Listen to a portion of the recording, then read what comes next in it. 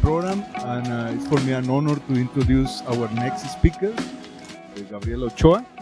Gabriela Ochoa is a professor of computing science at the University of Stirling in Scotland. Her research lies in the foundations and applications of evolutionary algorithms and meta-heuristics, with emphasis on autonomous search, fitness landscape analysis, and visualization and combinatorial optimization.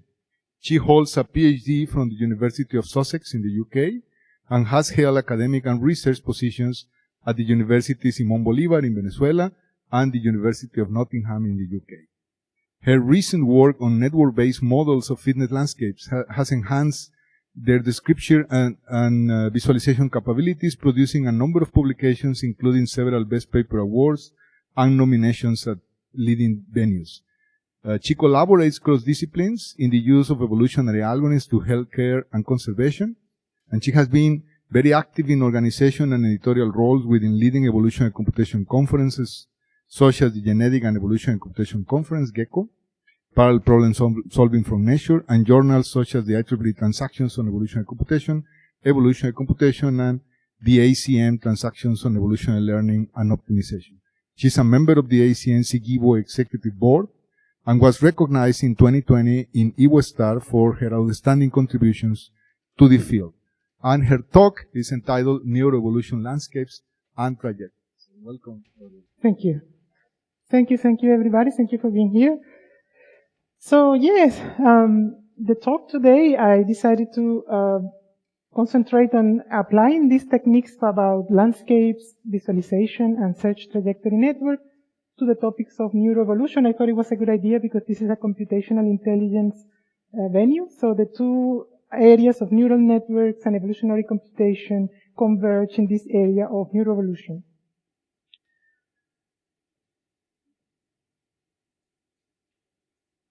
Okay, so a little bit about Stirling. Stirling is a small city which is located not far from Edinburgh and Glasgow. Here is Stirling. It's a triangle. So 30 minutes, 40 minutes by train, you can be in one of these, either in Glasgow or Edinburgh. It's a small city of about 50,000 people. And the university, you can see here, this is a lake we have in the university. This is some of the buildings where my office is. We have this Wallace monument and an example of an archetypical Scottish castle, the Stirling Castle, that you can see. So it's a very green town and a nice place to live, I would say.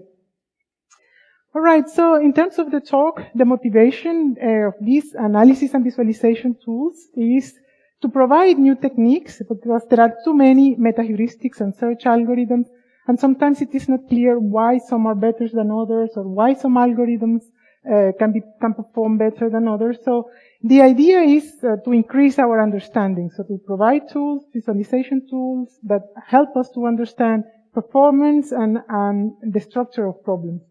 And hopefully this can allow us to improve our selection and configuration of algorithms. This is the overall motivation. So the outline of the talk, I would like to introduce briefly the notion of complex networks, because what I'm going to present are network-based models.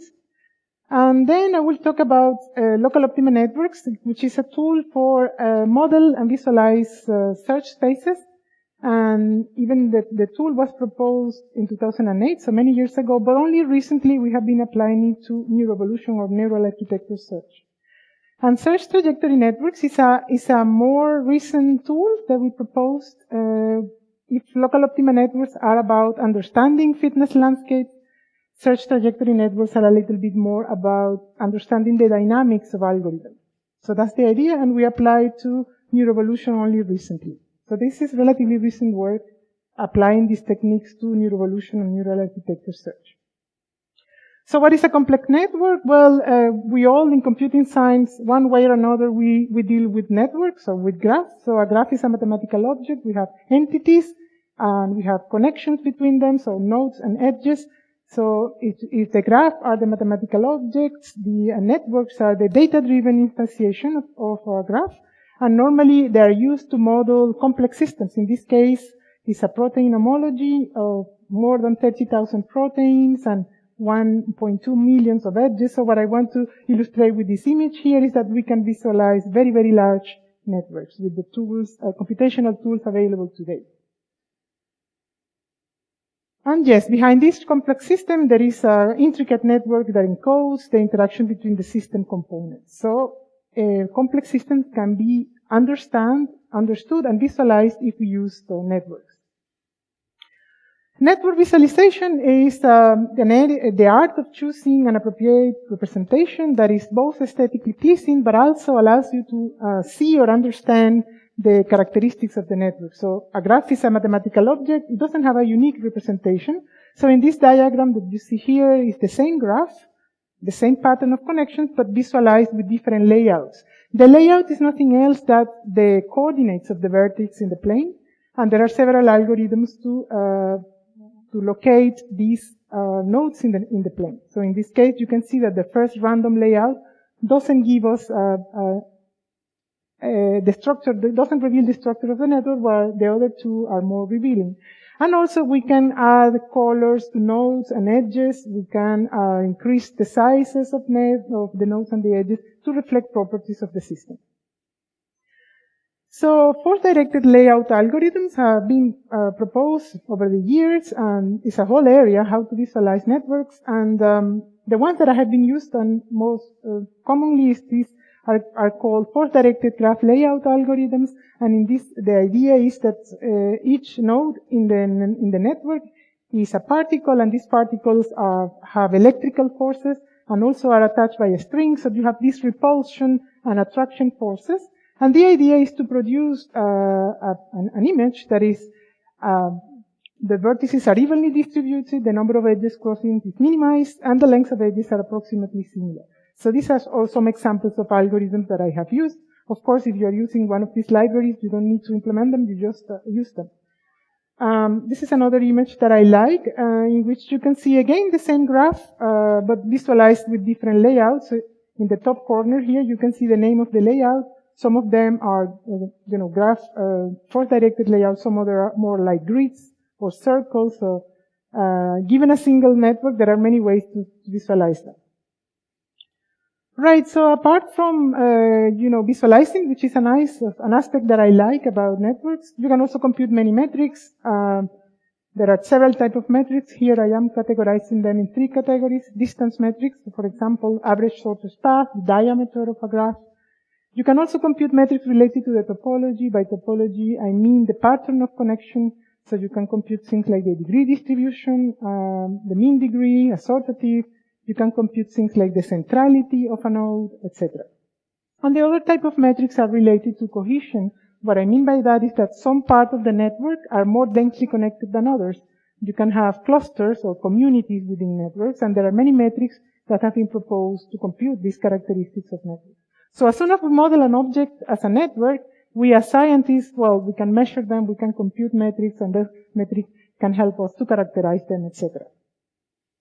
Right, so I'm going to introduce the local optima networks model, which is, as I said, a model of fitness landscape. So let's introduce first what a fitness landscape is. A fitness landscape is both a mathematical object and also a metaphor. It was proposed in biology and evolutionary biology, but it's also used in evolutionary computation and metaheuristics, and also in computational chemistry and even in machine learning. It's a unifying concept because you can talk about fitness landscapes or search landscapes. You can talk about lost surfaces as well. So mathematically, it's a triplet. You have a search space, and you have the notion of a neighborhood structure, so connectivity between solutions in the search space, and the fitness function, which is the height. So search can be interpreted as these trajectories or path through a landscape that can have mountains and ridges and plateaus, etc.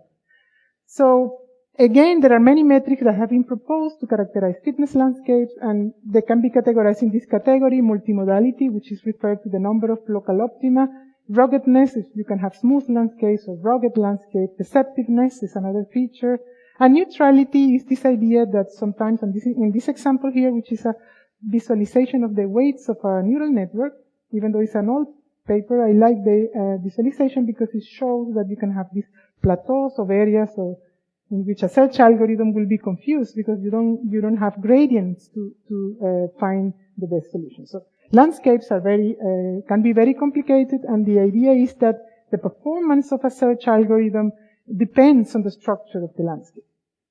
So that's why we are interested in studying landscapes. Okay, so another characteristics of landscapes, which is more related to the global structure of the landscape, is when you have many local optima in a landscape, and I assume all of us have an intuition of the notion of a local optima. Local optima in a search space is a solution that has better fitness than all these neighbors. So if you have a notion of neighborhoods, a local optima is a solution that has better fitness than all these neighbors.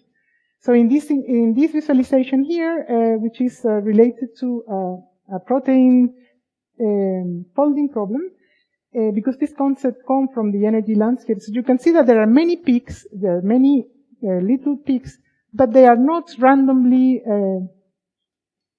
distributed in the landscape. There is a coarse-grained structure containing this local optima. So this is also happening in continuous and combinatorial optimization. In continuous, this is a nice visualization where we can have three structures of landscapes. We have here a unimodal landscape with a single. If we are minimizing, it's a very easy to search landscape.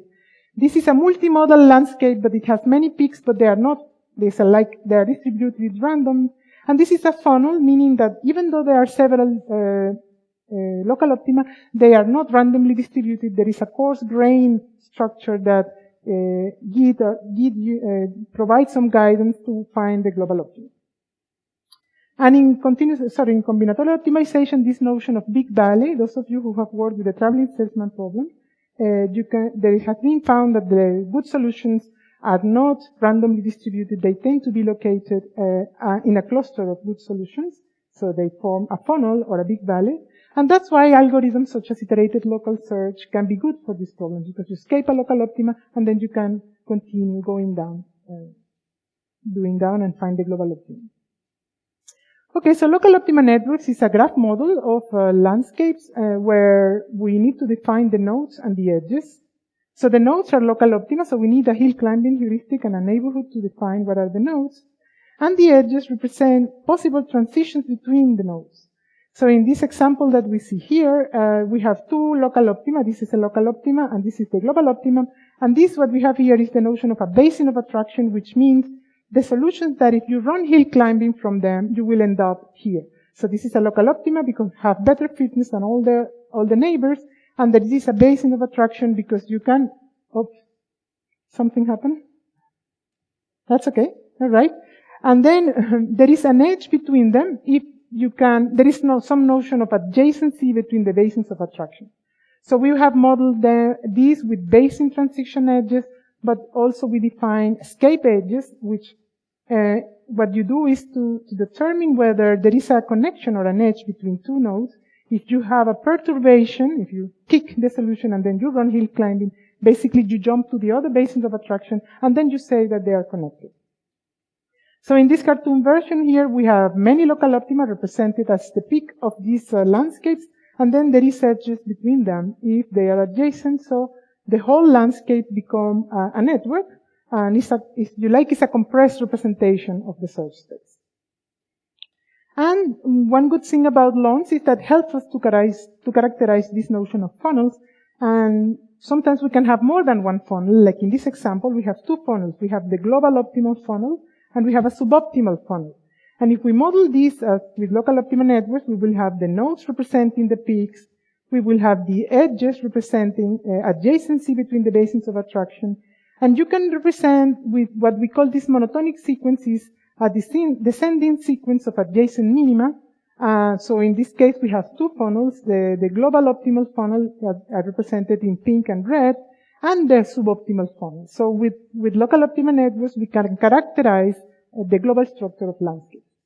Okay, so this is my introduction, and well, for the last example, I want to show that we can use sampling, and I have been discussing that iterated local search is a very simple in a way, but a very powerful meta-heuristic, and we use it also to sample local optima networks. And in this case, iterated local search is a meta-heuristic that you start with a random solution, and then you apply local search, and then you apply a kick or perturbation, and then that gives you another solution. And if you run hill climbing again, in this case it's hill descending, then you will have an edge between them, and you can continue this process. So escaping local optima and running hill climbing again. So this iteration of perturbation and hill climbing is a meta-heuristic, but also produced a local optima network. So basically what we did is we take an existing ILS algorithm, and then we instrumented, we have a set of nodes and a set of edges. So each time we produce a new local optima, we record it, and each time we produce a new transition, we record it. And with that, we produce the local optima networks, and this visualization here shows an iterated local chain link Kernighan running on an instance for the TSP. So you can see that while the algorithm is running, you are applying perturbation and local search, and you are accepting only improving, and this process of running the algorithm is generating a local optima network. So you can see here that the incumbent solution is in blue, and the red represents the improving moves. So each time when you are progressing in the search process, it's harder to find an improving move. That's what you have to do, all these attempts to find. And then you can see that you are generating a local optima network. So what we do is to run not one single run, but several runs, 100 runs or 1,000 runs, and then we aggregate all the local optima and edges found. So each individual local optima is visualized only once, but if you sample, you can have an aggregation of them. So with this, we visualized the traveling salesman instances. So you can see here 3 examples of TSP instances, and this is the visualization. The first instance is a cluster instance, so it has a single funnel, a single cluster. And then we have a uniform cities, even though they are of the same size. This one has suboptimal funnels. And city instances, this is a well-known 8532, is cities in the United States, happens to have 2 funnels. So the structure of the landscape can be revealed by the local optima networks. And if we visualize it in 3D, if we put now fitness as the set coordinate, we can see that the single funnel, so these are 100 trajectories of ILS representing the local optima, and the size of the nodes is representative of the frequency of sampling. And no, in this case it's the incoming strength, it's the incoming strength, so the larger nodes represent hubs, if you like, in the network. So they are attractors to the search process. So in an instance which is harder to solve, you will find these suboptimal nodes that attract the search process. So that explains why some Some runs are successful, leading the global optimum, and some others are not, whether in some instances like the cluster, all the trajectories reach the global optimum. The real world instances seems to be somewhere in between. They are not as easy as the cluster instance, but not as hard as the uniform randomly distributed system. Okay, so this is now my introduction to LONs, and then we try to apply them to neural architecture search. But let me first introduce neural architecture search. So because we're talking about networks, and the neural network is a network, and the local optima network is a network, so we have many networks. So a brief introduction to, in this morning there have been talks about neural networks, so there are many types of neural networks. I think we talked about autoencoders this morning. So in this type of diagram here, each node is a neuron, and there is a connection between them if one is inputs and outputs. No? So there are many types of neural architectures. But people who are working in convolutional neural network, they still visualize the network architecture. By architecture, I mean anything which is not weights, no, in a neural network, the number of layers and the connectivity patterns, the number of neurons, etc. So in this diagram here, which is a well-known architecture, is a classical convolutional neural network. Now they visualize not the individual neurons, they visualize the layers. So each of these layers has a number of neurons inside. But because they are so complex, they now aggregate several layers. So you have convolutional layers and max pooling layers, etc. So these architectures have been manually designed, but the idea is that to increase performance, there have been some attempts of automating the design of deep neural networks. So this is the area of neural architecture search. So it's the idea of design deep neural networks using automated search, using search. So it's not about finding the weights. So the weights are generally trained with with backpropagation. But the idea is to search the structure, by the structure, the architecture of the network.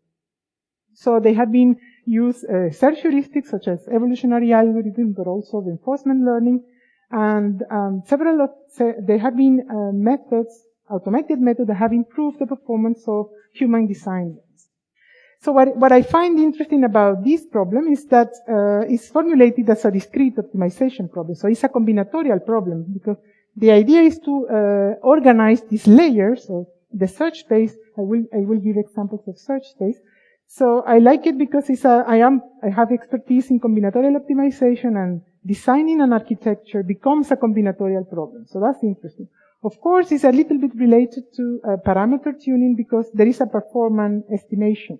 So you have to train the network, and then you have to estimate the performance. So it's more complex than a standard optimization.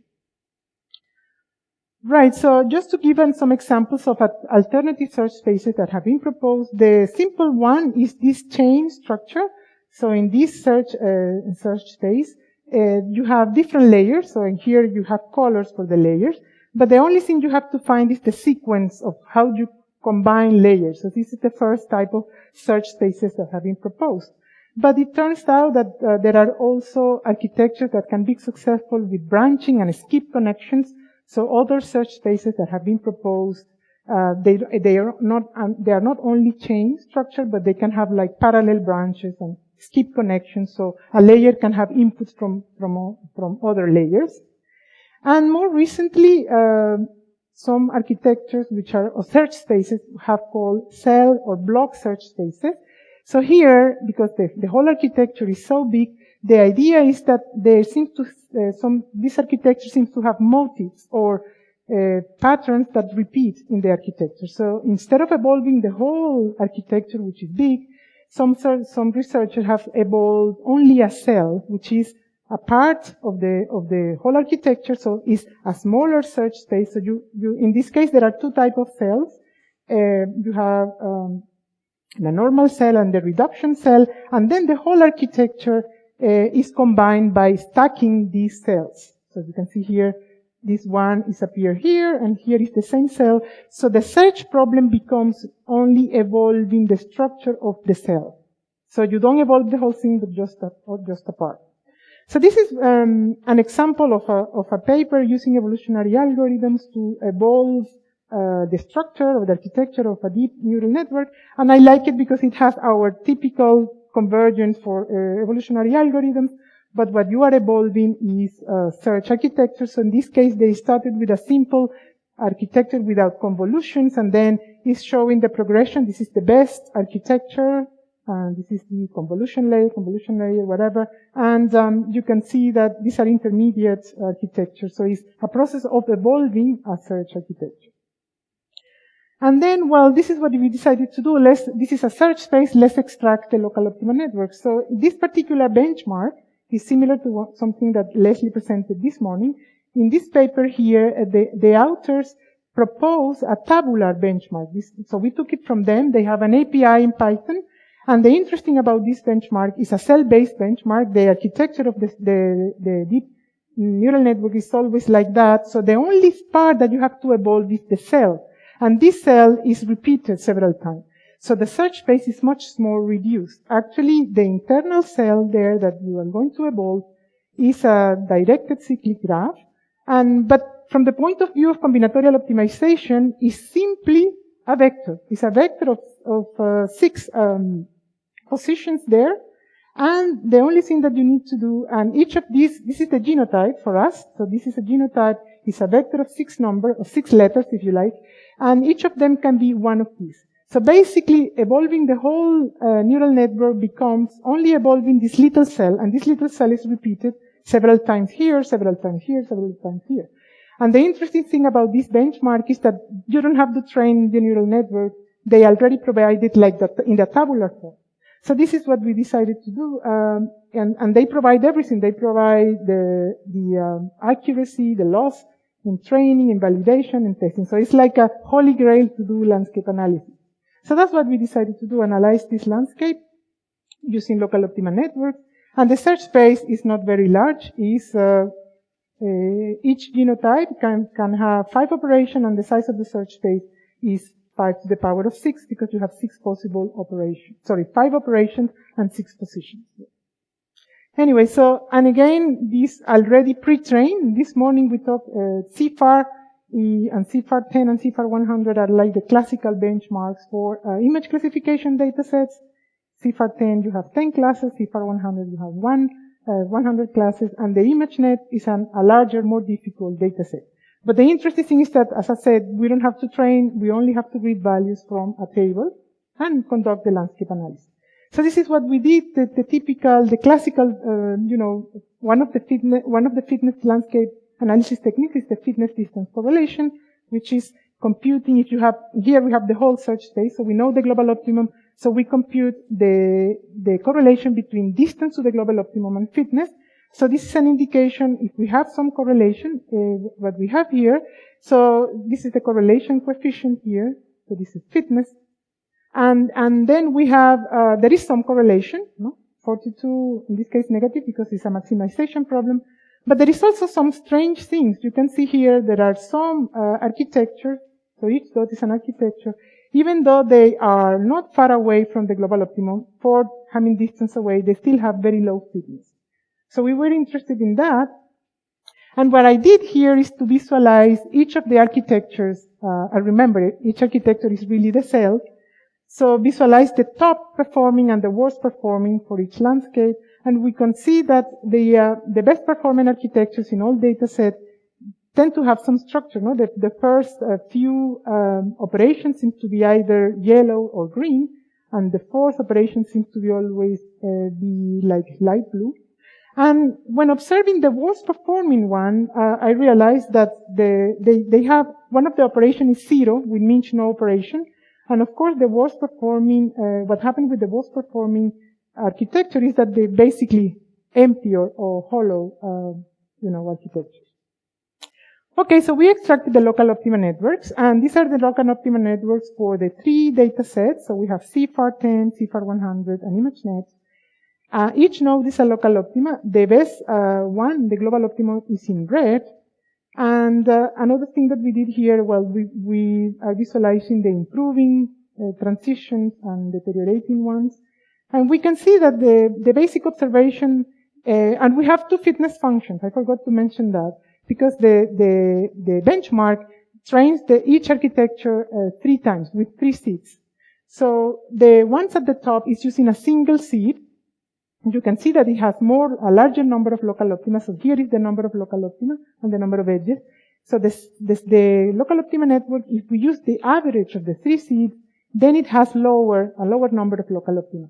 So the averaging serve like the smoothing the landscape. But basically they are not so complex. They are much less complex than the TSP I showed you. So they have little number of local optima, and it doesn't seem they have a single funnel. We didn't find more than one funnel here. So it seems that it's not very difficult to find these in this search space. So we decided to implement an iterated local search to compare with the state-of-the-art NAS search strategies. And in this case, because the API provides the existing algorithms, so these are 3 existing algorithms: regularized evolution, reinforcement learning, and random search. And these are the competitors.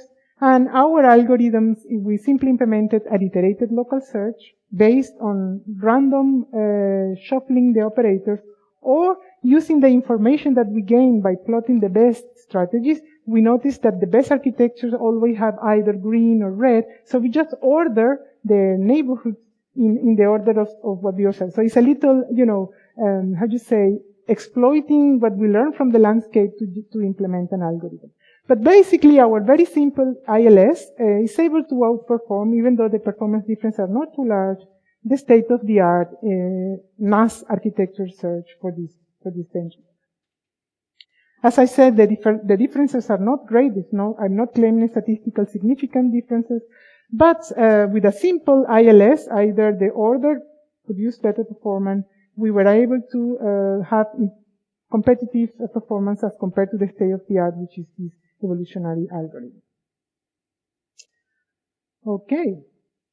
Right, so what we take from insight from this study, of course, we only analyzed a single benchmark, but we found that the landscapes are rugged, so they have multiple local optima, but they have a long number of local optima, and they are not on a single funnel, so they are not that difficult to search. Reducing the noise using the average instead of a single seed seems to reduce or smooth the landscape, so it's interesting to have noise reduction techniques when you're using neural architecture search. Of course, it's more costly, because if you train 3 times to estimate, then it's more costly. But I would say as a contribution to NAS, it's interesting to look at noise reduction techniques. And iterated local search, which is a simple meta-heuristic, can outperform more elaborate methods such as reinforcement learning. And we also observed that even the evolutionary algorithm, which was the state-of-the-art, was not using crossover, which is something that always interested me, because I like evolutionary algorithms, but sometimes crossover has to be very well designed to be useful for the search process. Okay, the second part of the talk, I want to talk about search trajectory networks. And search trajectory networks they were proposed later, as I mentioned, and they are inspired, if you like, in local optima networks. But the idea is to be able to generalize loans, because loans can only be used if you have a local search component in your algorithm.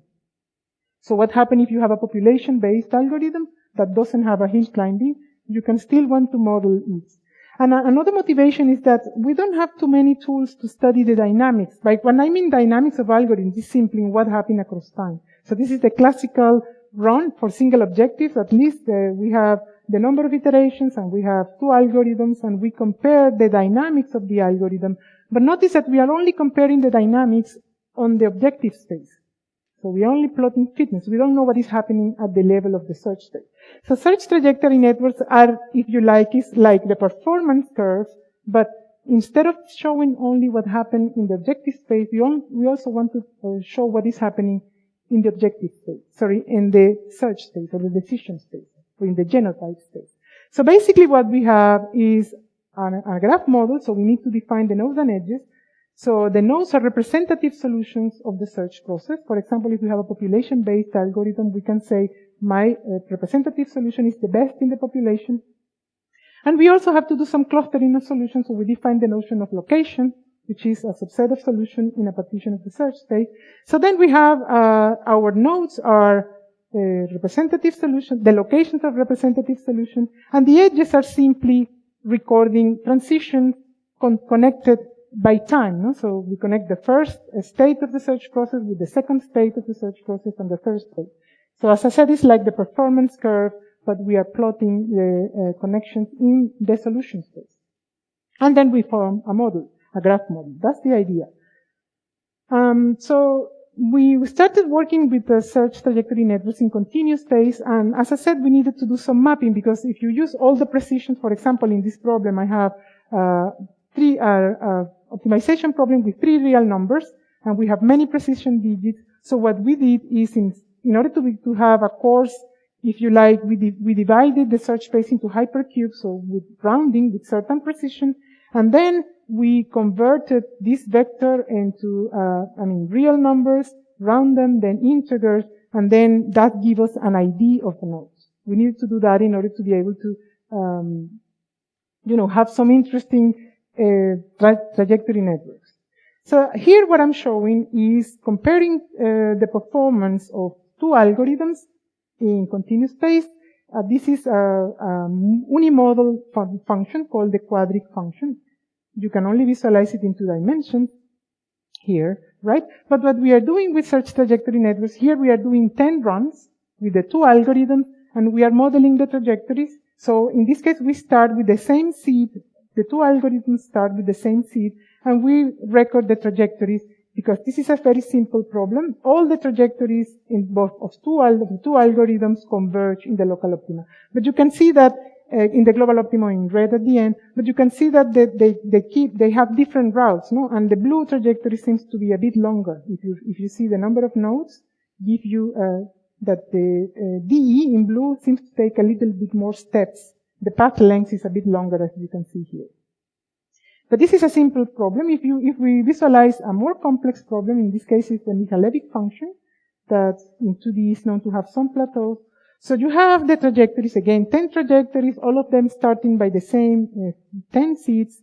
But you can see differences between the 2 algorithms. You can see, for example, here in this visualization, the black node represent end of trajectories which are not the global optima. So many of the trajectories end up here in this dark gray node, which we speculate is associated to this plateau. So especially many of the pink trajectories of DE, you can see that the success rate is only 40%. So 60% of the trajectory seems to get trapped in this intermediate step, which we assume is this plateau.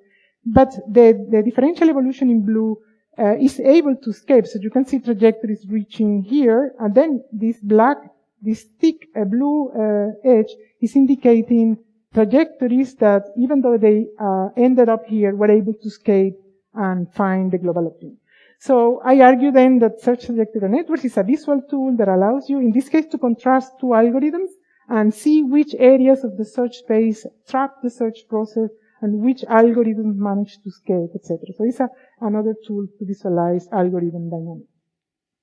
So we decided to apply search trajectory networks to Neuroevolution, and then I should introduce Neuroevolution a little bit. Neuroevolution is an old topic. The first papers that try to combine genetic algorithms with neural networks are from the late 80s and early 90s.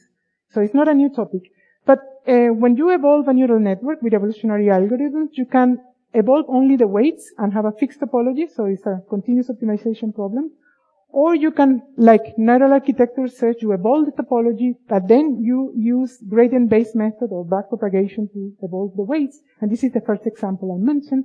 But some papers in evolutionary computation try to do both. They evolve both the weights and the topology. And the more advanced methods, they try to even evolve the learning rules. So Neuroevolution is the topic of using evolutionary algorithms to design or optimize neural networks, but you can evolve different paths. So we started with a very well-known, but also not very new Neuroevolution system called NEAT, Neuroevolution of Augmented Topologies. And in this model, the idea is to evolve simultaneously the weights and the architecture. So this is the genotype. The genotype has 2 parts. You have a set of nodes and the set of connection between nodes. So this is a complex genotype. So this is the genotype that is encoded and produces this particular phenotype. So we decided to extract the local optima networks for NEAT. So what we did is to take, an existing NEAT, implementation, and we use this maze navigation task. So Neuroevolution have been useful for reinforcement learning tasks. And then we compare two strategies, novelty search with and without crossover. As I mentioned, I'm interested in finding when crossover is useful in evolutionary algorithms. And of course, it's a complex genotype. It's not as simple as the vector that I showed for NAS. It's a graph. This is the genotype we are evolving. So what we had to do in order to represent it as node of the search trajectory network was to map this genotype into a flattened string using this serialization. Okay, so novelty search, for those of you who have not heard of it, is a fancy name for a simple idea. So it's the idea of including diversity in the search process, but not diversity at the level of genotypes. What's happening in neural networks designed with evolutionary algorithms is that you can have several neural networks that produce the same performance, the same phenotype, but the encoding is different. So there is a lot of neutrality. So applying diversity at the level of genotype was not enough. So novelty search is an idea of trying to award, to favor distinct behaviors in the search process. So directly reward diversity of behaviors. And this particular maze navigation task is a simulated robotic task where you have a virtual robot that has some sensors, radar sensors and range detector for obstacles. And the simple robot has to evolve a neural network to traverse a maze. So there are two types of mazes. This maze is simple to solve. So basically, this is the start position and you have to reach the end position. And there is a hard maze which is deceptive. It's deceptive because the fitness function for this robot navigation task is measured at the Euclidean distance to the task, to the goal. So if the Euclidean distance to the goal is your fitness, of course you will try to reach in this way, which is shorter, but of course because there is a wall here, the robot cannot pass, so the lines here represent walls. So this is a deceptive problem because the fitness function is giving you wrong signals. No? You end up finding here, trying to go this way, and then you get trapped in the walls. So this is what we did. We compared novelty search versus fitness-based search, crossover and no crossover. So what we observed, this is the typical no STN, this is the typical convergence curve. So we compare the two strategies. Novelty search is in red and fitness search is in red. Crossover is bright and no crossover is with dark. So this is the simple maze. We observed that novelty search has better performance than fitness-based search, and crossover doesn't seem to be very, very useful. And this is for the other maze. Only the non-crossover novelty search was able to solve the problem. So this is the visualization of search trajectory networks, and it was a bit frustrating for me because, as I mentioned, instead of having this nice convergence to the global optimum that we can observe in the TSP, here when evolving these neural networks, these are 10 trajectories, but all of them and in different, they solve the problem. In here, yellow represent a solution that solves the problem, the navigation task, but many different genotypes can find the solution. So novelty search tend to have longer trajectories than fitness search. Fitness search is, of course, more greedy and find the solutions as well. But in the hard maze, we observe that fitness-based search never finds the global optimum. There are very short trajectories and end up trapped in the suboptimal deceptive points. And novelty search, even though it has this wiggly, very, very long, it's almost like random search. It's not random because it's directed by the diversity. And diversity in this case is and the behavior space is awarding neural networks that end up in a different part of the maze. So yes, what is happening with greedy search is it's getting trapped, with the fitness distance signal, with the signal is getting here, whether the trajectories with novelty search are able to scale. Right, so my last, indication is that I don't want to go into the details, but basically we can use search trajectory networks not in the genotype space, which I found a bit frustrating because there are many different neural network controllers that produce the same behavior, but we were trying to explore the trajectories in the behavioral space.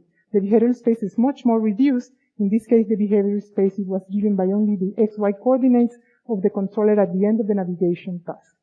And then it can be a tool. We have been recently applying it to genetic programming as well, because in genetic programming you also have genotype space and phenotype space and fitness space.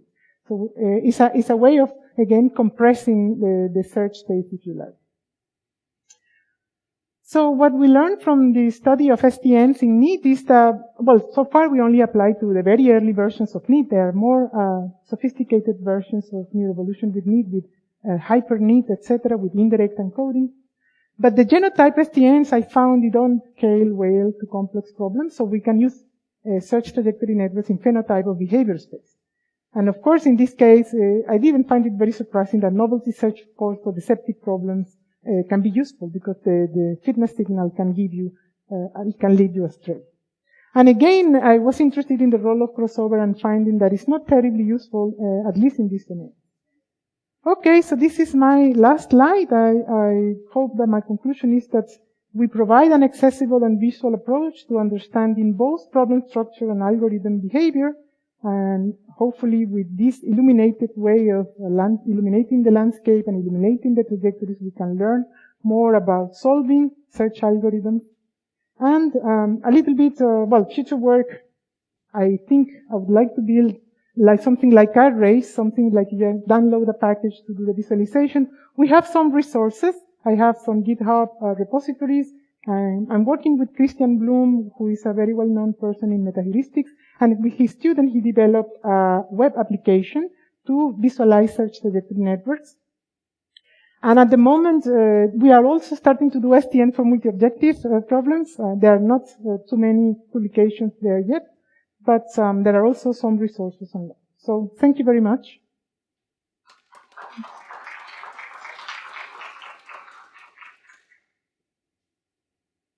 Are there any questions?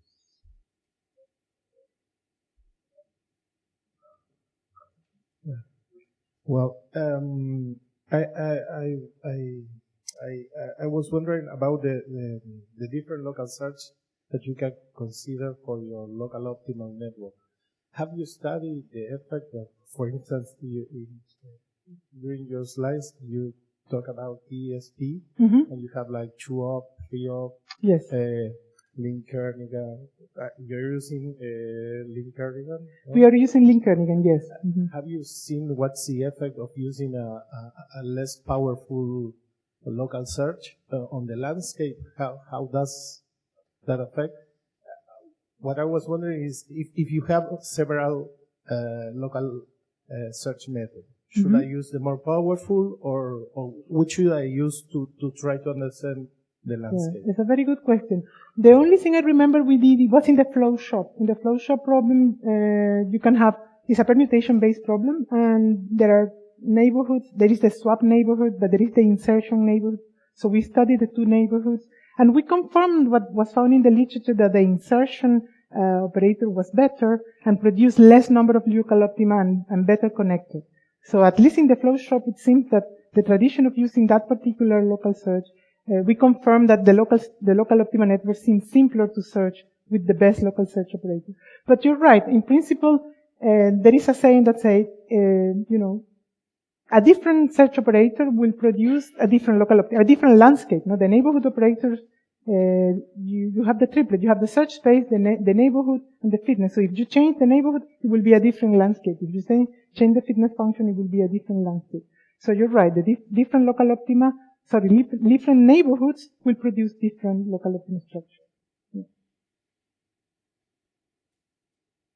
Also, I would like to comment that I find it interesting that iterated local search gives you good results on neural architecture search, because maybe when we try to do that kind of things, to evolve a neural architecture, and we think like papers from Google, and they have so many resources for the execution, maybe doing something a bit more smart, we can reduce the number of solutions we have to evaluate. Yes. I think that's a very interesting result. I think so, yes. I think hill climbing and local search has been a little bit not considered, no? But sometimes they can produce good results. At least I always suggest instead of, before implementing something very complicated, try to see that the simple algorithms don't work well. Yeah.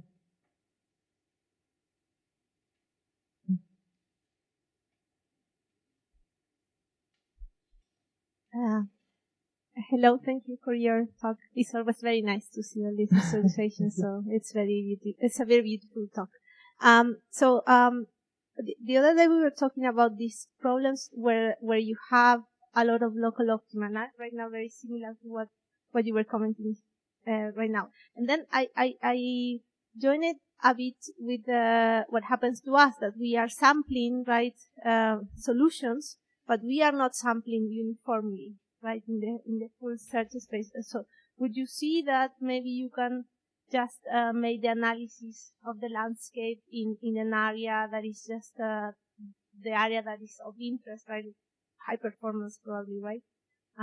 Do you see it like this? Because right now I think the objective is to understand the full space, right? Yes. I mean, we started with fully enumerating landscapes. Our first local optima network papers were on the NK landscape, which is a toy problem for combinatorial optimization. We were fully enumerating that. And that was nice, but it didn't scale, no? That's the problem. So it doesn't scale to larger problems. And then you have to sample. And you're right. I remember that instead of, because most of landscape analysis is based on random walks or adaptive walks. So all these metrics like computing ruggedness are based on sampling anyway. But you're right. Now I am biased in the sampling because I'm using a iterated local search, which is already could be a good algorithm. So we are interested in good areas of the search space. I agree with you. It can be misleading, but hopefully we're interested in what traps the algorithm. So even though we are sampling with a biased algorithm, sometimes they get trapped anyway in some parts of the landscape. So you can imagine that, maybe you need a stronger perturbation, or some of our work was studying as well why sometimes accepting deterioration like in simulated annealing can be a good idea. Because of course, sometimes if you are greedy, you never accept deterioration, you will end up trapped. But if you sometimes accept deterioration, you can jump to another funnel, for example. So we try to make a relation between the depth of the funnels and the acceptance criteria.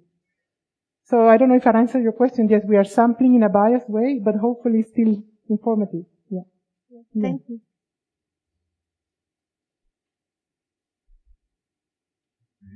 We are just on time. Yeah. Thanks a lot, Gabriela. Thank you. The present. Oh, thank you very much. It's a pleasure to be here. Yeah. Thank you very much.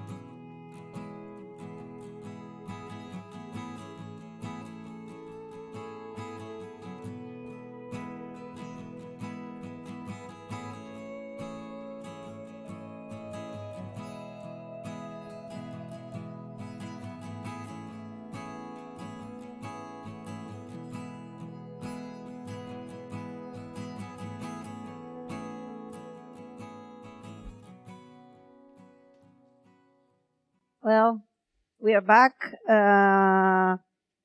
We will have now our industrial session. We have 3 talks for this track, but I think we will just have 2.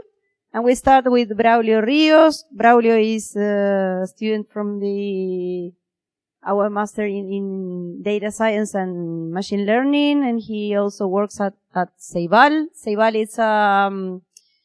is a local organization which deals with educational data, hardware, software, and connectivity, and a lot of things related to education and software in our country.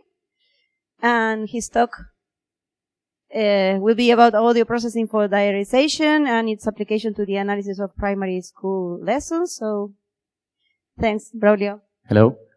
Hi. Okay, so hello. I'm not actually employed by Ceibal, but we are working on a project with a team from Facultad de Ingeniería and Ceibal. So our aim is to solve a problem that Ceibal has. So let's see what it's about. I only have a 15 minutes slot, so I have to rush a bit, but I hope that conceptually I can explain our solution. So what is the problem that we are trying to solve here?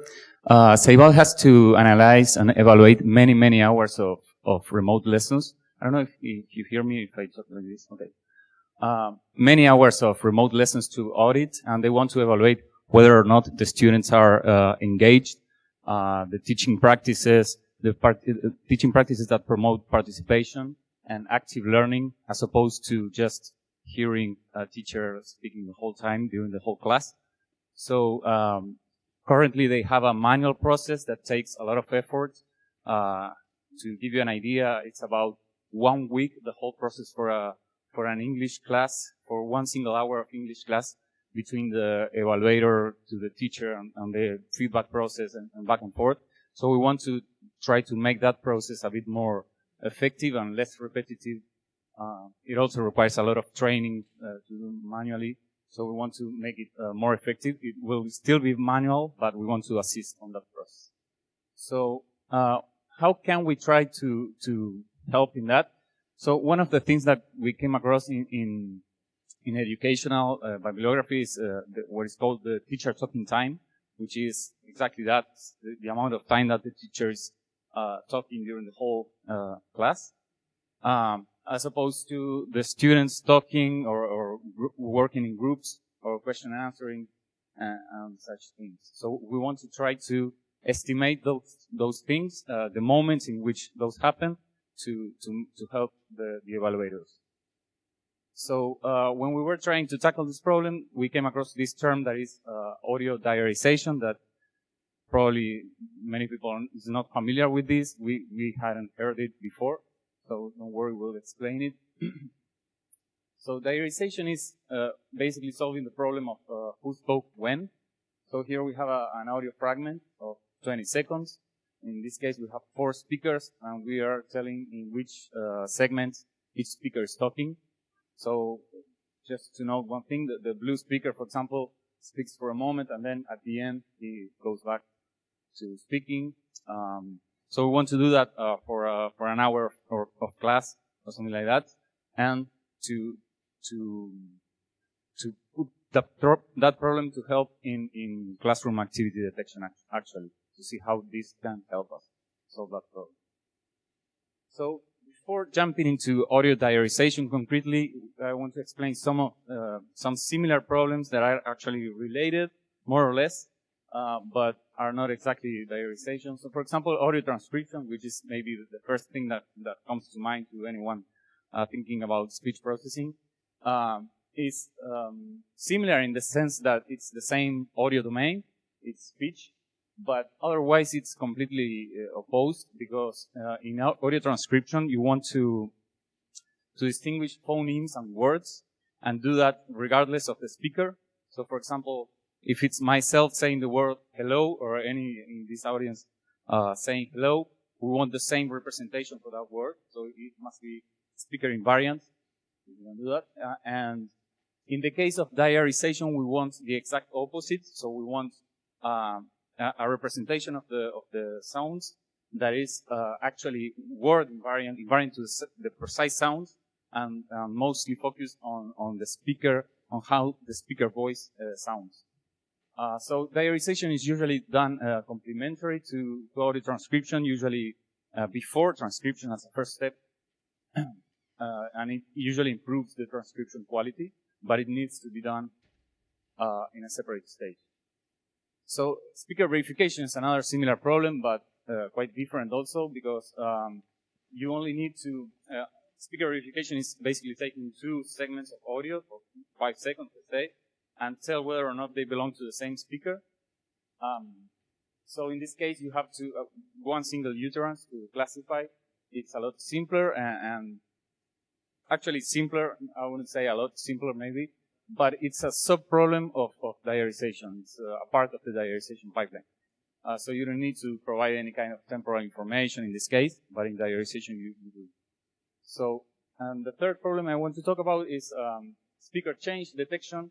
This is also similar to diarization in the sense that you want to detect the moments in which the speaker changes, but it's it's a lot simpler in a subtle way. That is, you don't need to detect whether or not the speaker that comes next already talked during the previous audio. So you can solve basically speaker change detection only using local information.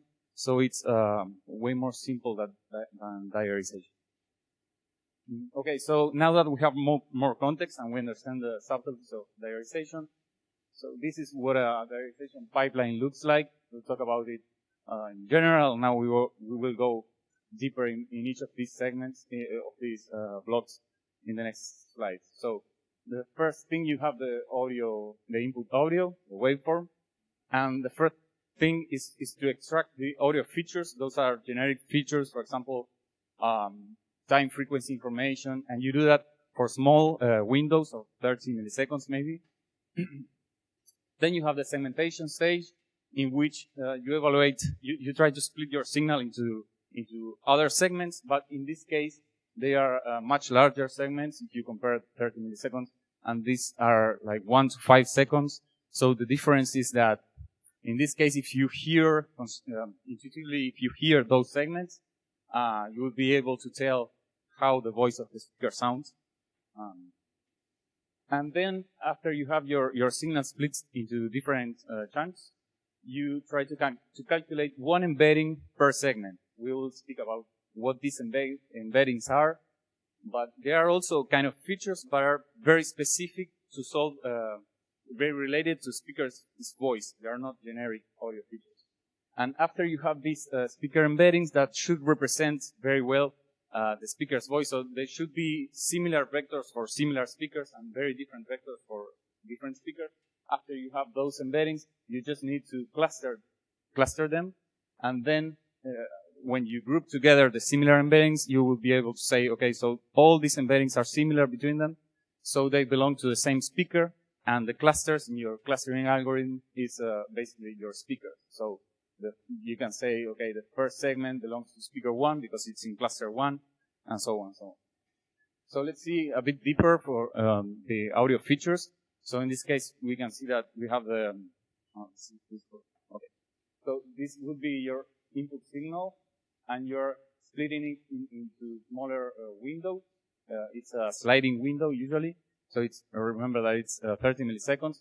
And basically you're zooming very near the signal, and you're able to see the cycles, and you could measure, for example, the frequency components of that particular window, and that's what you would put in your feature vector.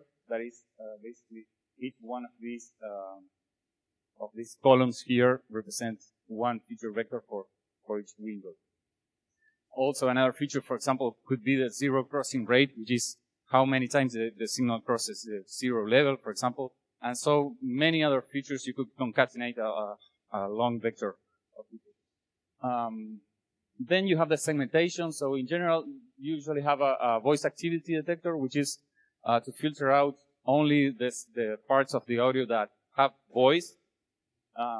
So in this case, for example, the voice activity detector is a binary signal that is high when you have voice, In this case, you would have a noise, for example, from a motor or a chair moving, and it will be low, the signal, because it's not voice. And so you only filter out the segments that actually have voices. Also, you usually have a speaker change detector, which in this case detects, of course, the voice when it appears, but also potentially here there is a speaker change, and here as well. So that will help us have better segments because they are clean in the sense that they don't contain audio from different speakers. So each segment should contain only audio from one single speaker.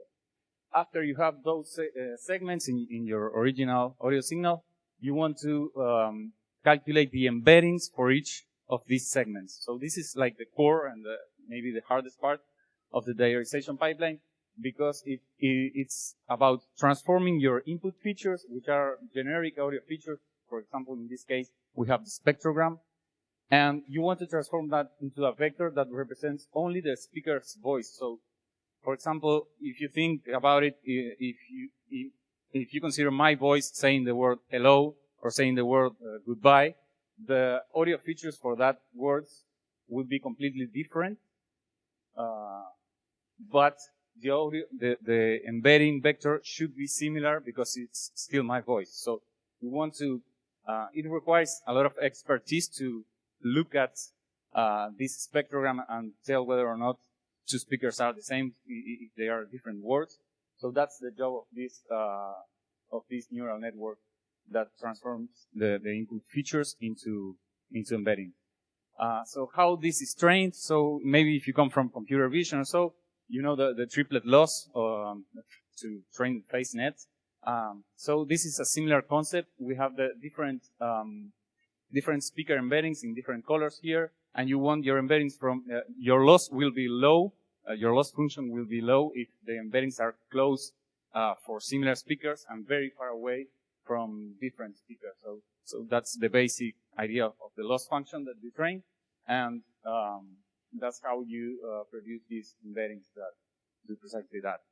So after you have those embeddings, you just need to cluster them, group them. There are many clustering algorithms. I will not go deep into them, but here what we have is finally all these embeddings. Oh, sorry. So all these embeddings belong to the same speaker, the yellow ones. They are in the same group, and we say, okay, so this is our first speaker, the yellow speaker, or the green speaker as well. So here we will have 4 speakers, and you can go back to the time scale and say, okay, so these segments that belong to this group are here, here, and here. So you label that in your original audio signal, and you have the diarization problem basically solved. So that's the whole diarization pipeline. Very fast. So how do we apply that to classroom activity detection? So this is another paper which is aimed at university courses, which is quite different because in university courses the student voices are adults mostly. In our case, we have children, and the participations are very different because they are more disorganized and a lot of overlapping and such. So this won't work out of the box for our problem. Also, they treat this problem as a classification problem, an audio classification problem, because you actually, to do classroom activity detection, have a predefined set of labels. So the teacher talking, the student talking, and so on. And so how one of the challenges of this is that to treat this as a classification problem is that it's very, very imbalanced because the teacher's voice is way more frequent than the students. So, and also for this paper, they use like 60 hours of data, of labeled data, and we don't have the resources to label that, or we don't want to do it. So how can we avoid this manual labeling? Can we leverage diarization? So our approach is that in order to run diarization over our audio recordings, we don't need to train anything. We can run diarization end to end without training anything or labeling anything. So what can we use that for? So we can assign the largest cluster in the diarization to the teacher's voice because we know that it's the most frequent voice. And that would solve the high imbalance problem, and we only need to classify the other segments that we have. And for the classification of the other segments, we still can or could use the pre-trained speaker embeddings. And in that case, we only would need to train a shallow classifier layer on top of these embeddings, and that should require way less data because it's fewer parameters, of course. So that's our plan. So that's, I think, it's all. Yeah. Not sure if, thank you very much. Not sure if we have time for questions, but. Yes, thank you very much. Braulio, do we have any questions in the audience? You said you don't have any label data, or you have some label data? Good question. Yeah, we are trying to label our own data set with Ceibal classes, but we're aiming at 20 hours of data, maybe, and we want to use that mainly for evaluation, not for training. We will have to use some part of it for training, but we want to use the less possible data, yeah, because we have to do it ourselves. I was wondering how does this approach deal with overlapping voices in the classroom? Well, that's a very good question. Actually, some diarization systems, and the one that we are currently basing our approach on, treats overlapping speech as separate segments, and we have to modify that a bit because we are not actually interested in. So, for example, if we have the teacher's voice and there is a small overlapping audio from a children, we wouldn't count that as a participation. That's maybe someone screaming or anything. So we want to have. We don't want to. I mean, we want to ignore overlapping and say, okay, so this is clearly a children speaking in the class, or this is the teacher. Yeah. Because if the ultimate goal is to measure the amount of teacher time, maybe it's not exactly diarization, because maybe you don't need to guess which child is talking. You just need to say, this is a child and this is an adult. Yeah, exactly. Yeah. So we will take advantage of a whole diarization system, but we don't care about how many students. I mean, we could extract some information about how many students talk in the class, and that's useful, but actually we want to label that as just student speaking. We don't care about different students speaking. Yeah. And also related to overlapping, sorry, but it's even worse in the case of group work, because children are usually working in groups and speaking a lot, and there is a lot of noise and overlapping voices, and we don't want to treat that as single participation. So yeah, we have to modify that part. I just want to comment on the comment. And maybe it's interesting to identify different children, because what happens if always the same one? This question, always the same kid. Exactly. Yeah. You want to avoid that as well, no? You want. Yeah, of course. Yeah. So yeah, we want a measure of we want to have an idea of how participative is the class. We don't want to have that labeled in the final result. We would be able maybe to say, okay, this class seems very not participative, only two speakers were detected. So, yeah. Just a little question now. So do you see this to be extended then later to understand what is actually happening in this interaction? So, because for text analysis, there is a lot of sentiment analysis, right? So you could see like how many times the children are excited about something, or how many times are a bit doubtful, right? And this you can do once you have all this sorted out. Yeah, actually, that's another branch of our project. So I'm working mostly on diarization, but the group is also trying to use, for example, this Whisper system that OpenAI released on September this year, and to transcribe the whole class, and that would be very useful. It's it's a big model, and it's heavier to run, but yeah, it might be also useful. But yeah, it's like another objective. So thank you very much, Braulio, for your talk. And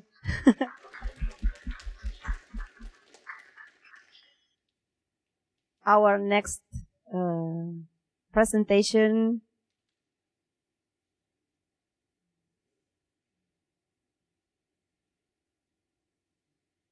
we'll wait just a minute.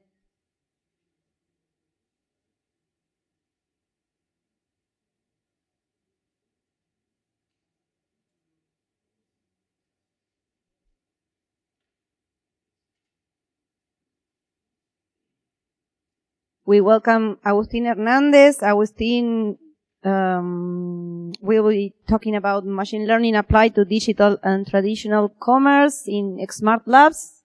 So please, Agustin, Hello. go ahead.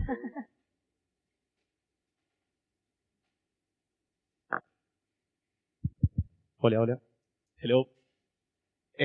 Well, thank you everyone for coming today, and also to the organizers for inviting us to present this. So a quick introduction about myself. As Lorena said, my name is Agustin Hernandez. I'm a computer engineer from this university, where I also used to be a teacher assistant a few years ago. I'm one of the partners at XmartLabs. We are a company specialized in consulting for building different software solutions. And in particular, we have been working with machine learning on some of these. We have also been working on one of our own products called Lantern. I will be sharing a bit about Lantern today. So I will be sharing two case studies. One is Lantern, which is this internal product that we have been working on. And I will also be presenting a case study for a client project that we have been working on too. So in terms of the agenda, I will do a quick introduction, talk a little bit about AI in retail in general, and then jump into the two case studies I'm going to introduce today. It will be quite superficial because of the time constraint, but the focus will be on presenting the business case and which are the business problems that we are trying to address with these solutions, and also some details about the technical implementation for it, which I feel might be of interest.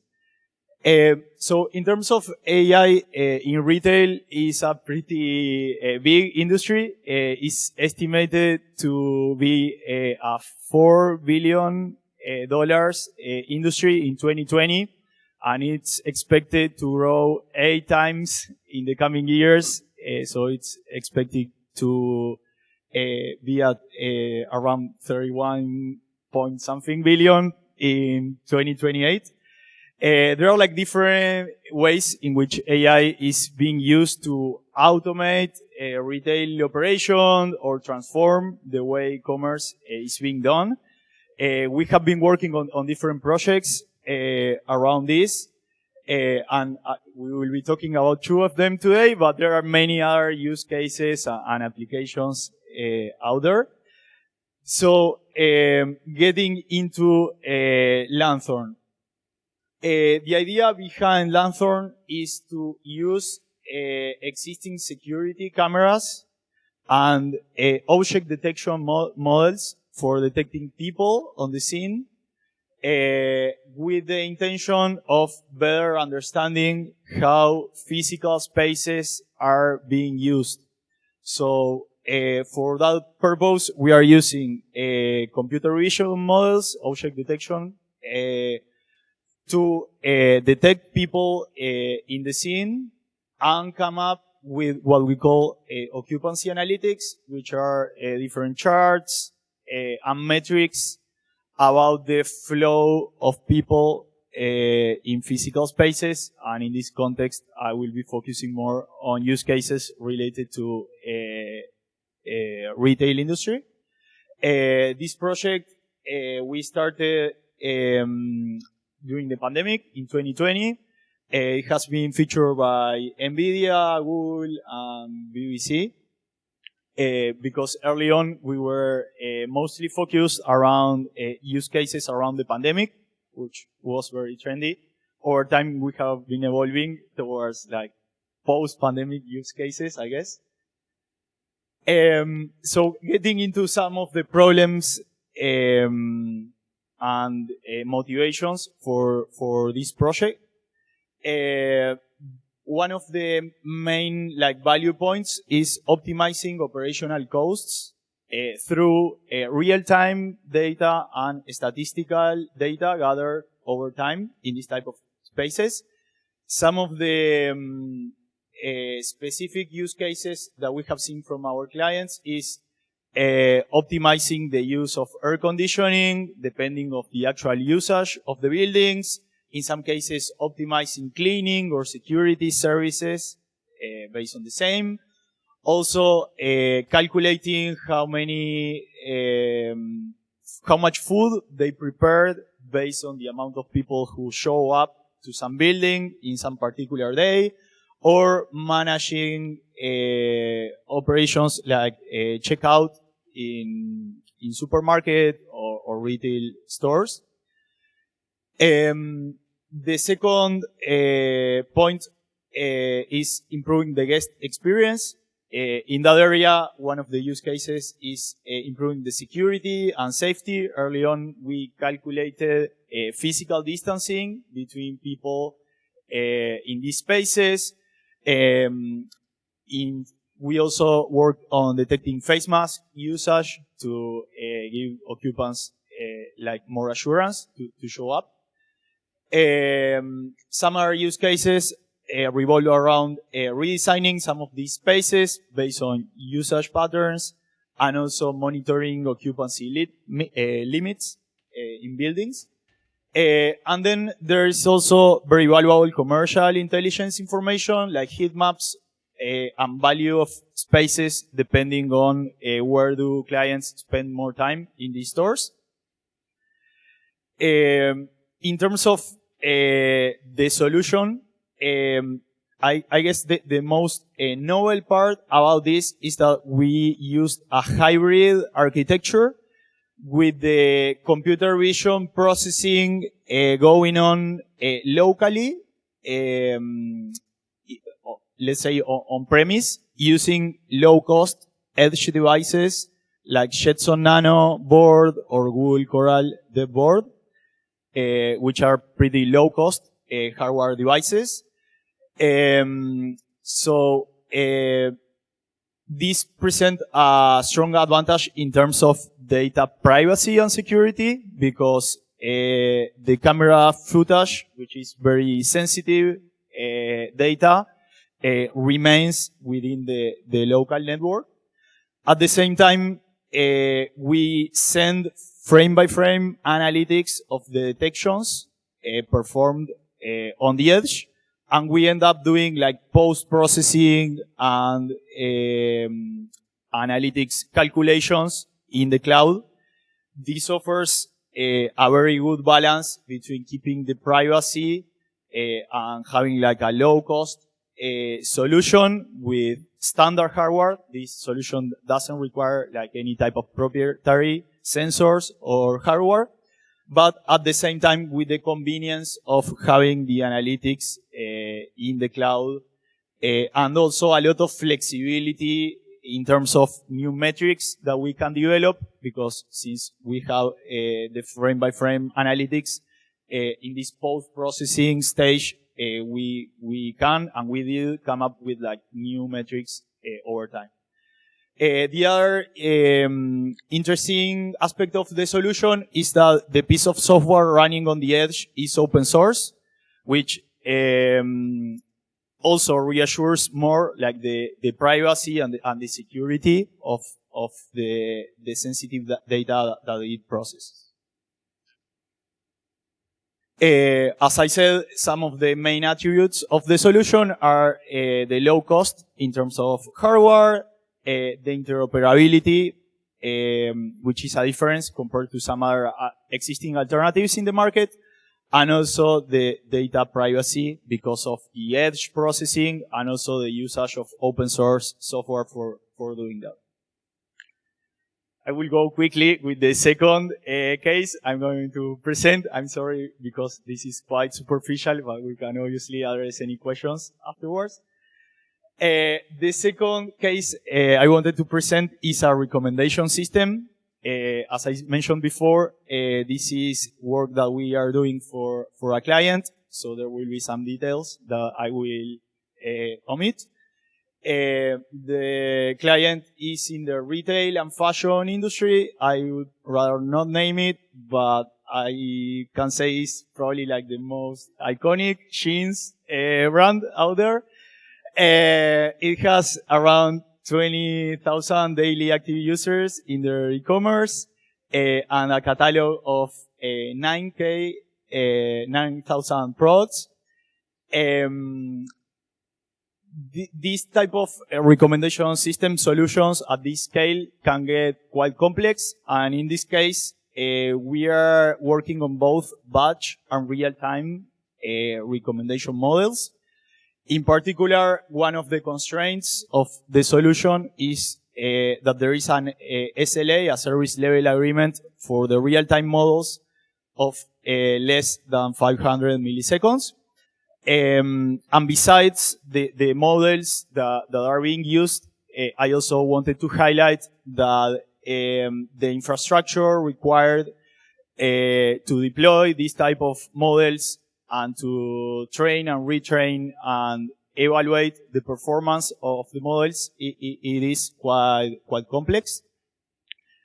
The picture is an example of how this works out in the wild. You usually get like product recommendations based on your particular behavior, or based on some of the features of the products that you have previously bought, or users similar to you have previously engaged with. In terms of the business case for this, there is a lot of like industry statistics. For instance, product recommendations are being attributed around 35% of the revenue of a very big online retailer like Amazon. It also is very important for engagement in platforms like Spotify or YouTube, and is also attributed a lot of like revenue increase after you purchase something, the recommendation you get right after. So the main value points of this solution are basically higher engagement and sales. There is also an increase in loyalty when you start to feel that after the more you use some product or service, it learns more about you and recommends more specific things that you like. It's definitely a retention factor, and it can also improve the user experience by speeding up searches and also helping you discover products and recommendations that you were not aware of beforehand when you entered. So this is a very high level reference architecture for how one of these systems work. So as you can see, there are different components. From right to left, there is the web client that interfaces with the API endpoint. From there is some information that is stored in a log database and also in a Redis cache. Something important that I mentioned before is that some of the recommendations are coming from these real-time models that consider like the very last interactions that the user had with the client are being taken into account into the product recommendations that we are serving. Under the hood, there are like different pieces of this workflow that are orchestrated with Apache Airflow. And in particular, there are like batch model components. There is a model training module and a model monitoring module. Something critical about this type of solutions is that user preferences can change over time. So, for instance, one piece of clothing that might be trending one season might not be so trending a few months after. So something that is very important is to keep evaluating the model performance and keep doing like retraining and reevaluating the model's performance.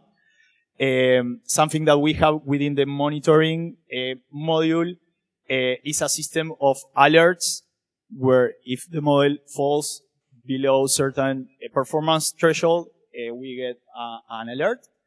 This runs on Kubernetes and containers.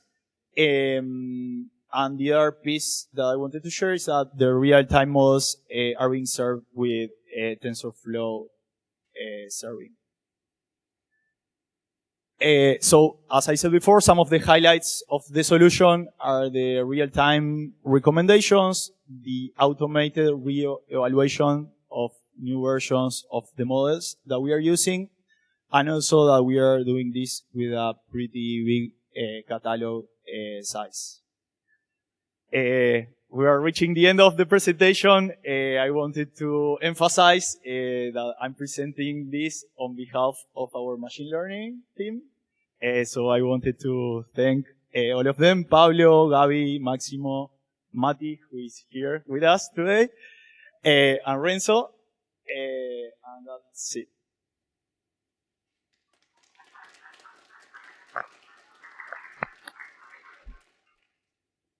Thank you very much, Agustin. I have tons of questions, but I don't know if we have time.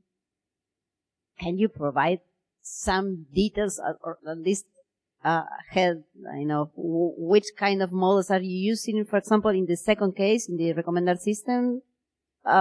Because also when you were talking, you said something that was kind of revelation for me, that it's real that in this particular case of fashion or when you're buying clothes, the what you learn of the user, it's may change more frequently than when you're, I don't know, you're trying to build a movies recommender system or a books recommender system where I suspect that user behavior is more steady. But in this case, could be.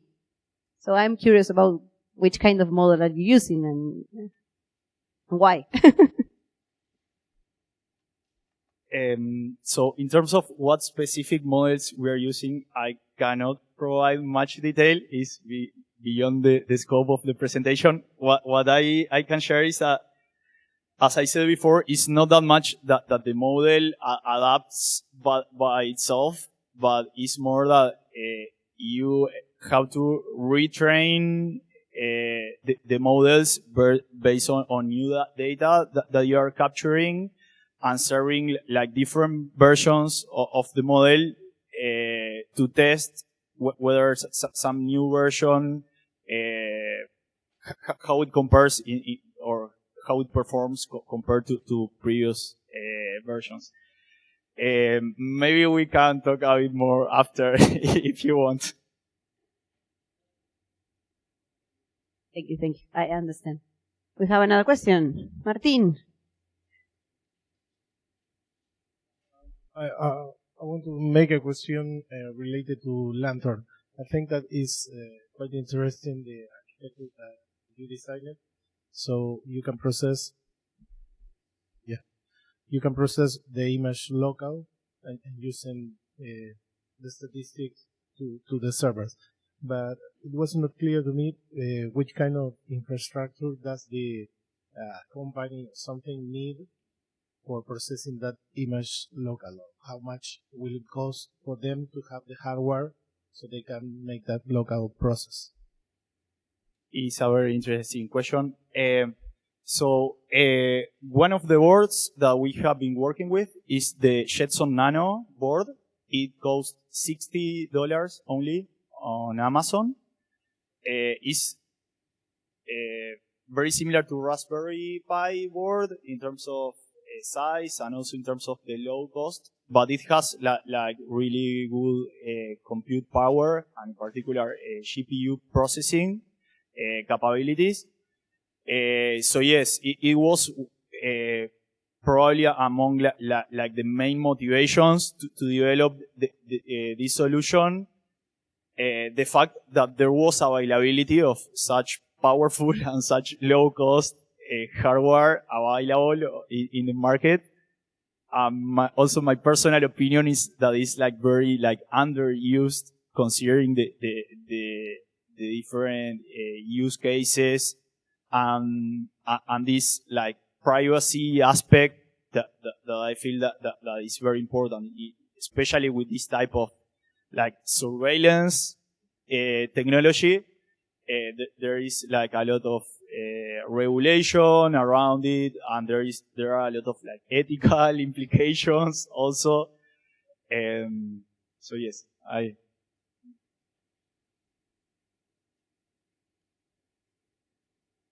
have another comment regarding the last point that you mentioned.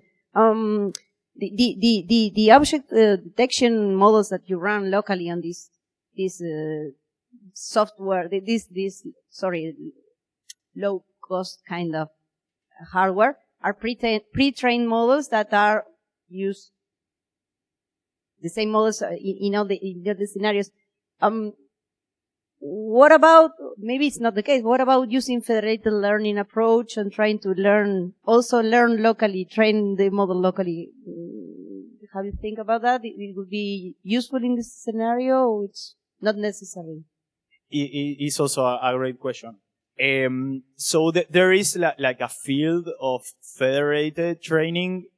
We have considered it, but it's not something that we have implemented.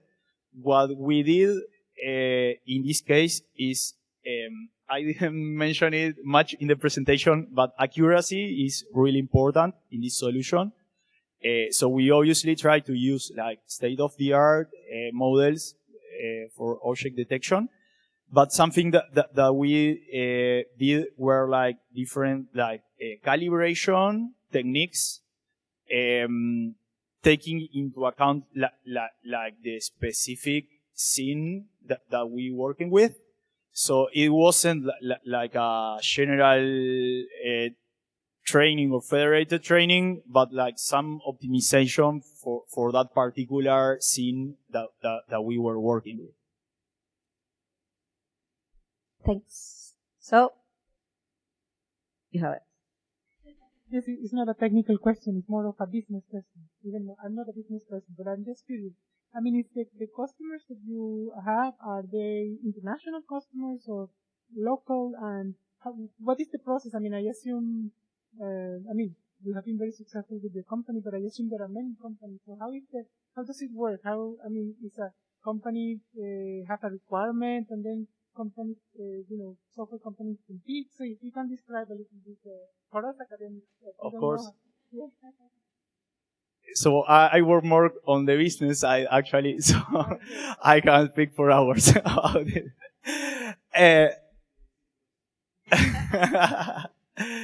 So we are a company based in Uruguay, but most of our clients are international clients, mostly from United States.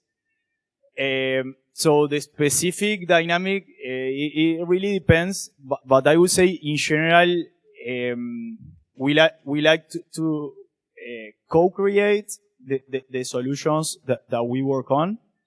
So in general, the initial need or the initial motivation is a pain point or a solution that they have identified and they have envisioned in some way.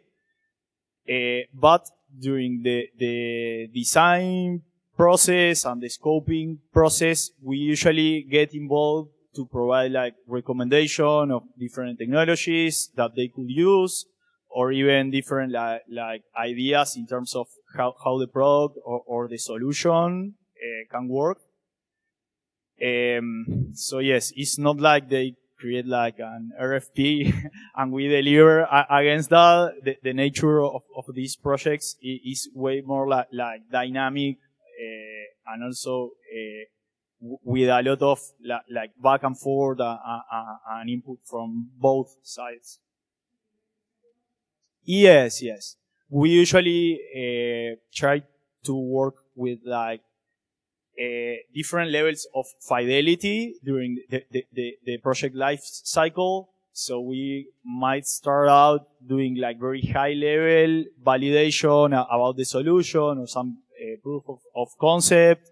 We usually go through what is known as MVP in the industry, minimum viable product, which is like a very simple version of the product that can deliver value to the users. We try to launch that quickly because most of the learning happens after you ship something and you enter in that cycle of like feedback and incorporating that feedback in the product. No, I find it very interesting. I think actually we should be very proud that, a company in Uruguay is serving customers in the US. And I think, I think in Latin America, maybe we have this creativity and we are used to work with less resources, and that can be an advantage because I assume there are software companies in the US, but they will charge much more and they will require special sensors. So I think the Latin American creativity and the fact that you are using the cameras which are already there. So this type of, knowledge that we may have in Latin America can give an advantage. And I'm very proud that you are this successful company. So well done. Thank you very much. I'm also very proud of the team that we have. So thank you once again, Agustin. Thank you. And our last talk will be by Daniel Muniz. Our last talk will be in Spanish. Daniel Muniz works at Intendencia de Montevideo. Is the local government of Montevideo City. And the title of the talk is, Inteligencia Artificial aplicada a Infraestructura Urbana. Okay? Muchas gracias, Daniel. Así que, todo tuyo. Bueno, muchas gracias por invitarme. Bien, esta presentación va a ser en español, pero aparte de eso, va a ser un poco menos técnica que las que tuvimos antes. La idea de la Intendencia no va tanto a algunas cosas que vimos de investigación, sino a utilizar técnicas de procesamiento de imagen.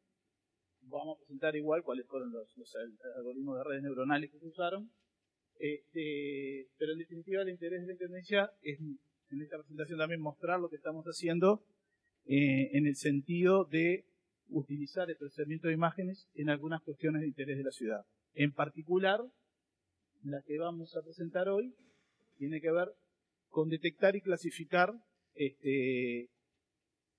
señales de tránsito y estado del pavimento. Es decir, dentro de varias cosas que analizamos que tienen que ver con infraestructura urbana, nos decidimos por esta porque eran las de mayor interés o las que podíamos hacer. También hicimos un trabajo sobre veredas, que no lo mencionamos acá, pero en el caso de las veredas fue difícil de relevar porque los relevamientos son con un auto que va recolectando video. Y la vereda es más difícil poder recolectar por autos estacionados y demás. Pero también, ese fue. También se trabajó en eso, aunque no se presentaron acá muchos resultados en ese sentido. En la parte más de procesamiento de imágenes y más de los algoritmos de redes neuronales que se usaron, trabajamos con la empresa Digital Sense, que es una empresa que se dedica a eso hace mucho y que nos ayudó en esa tarea.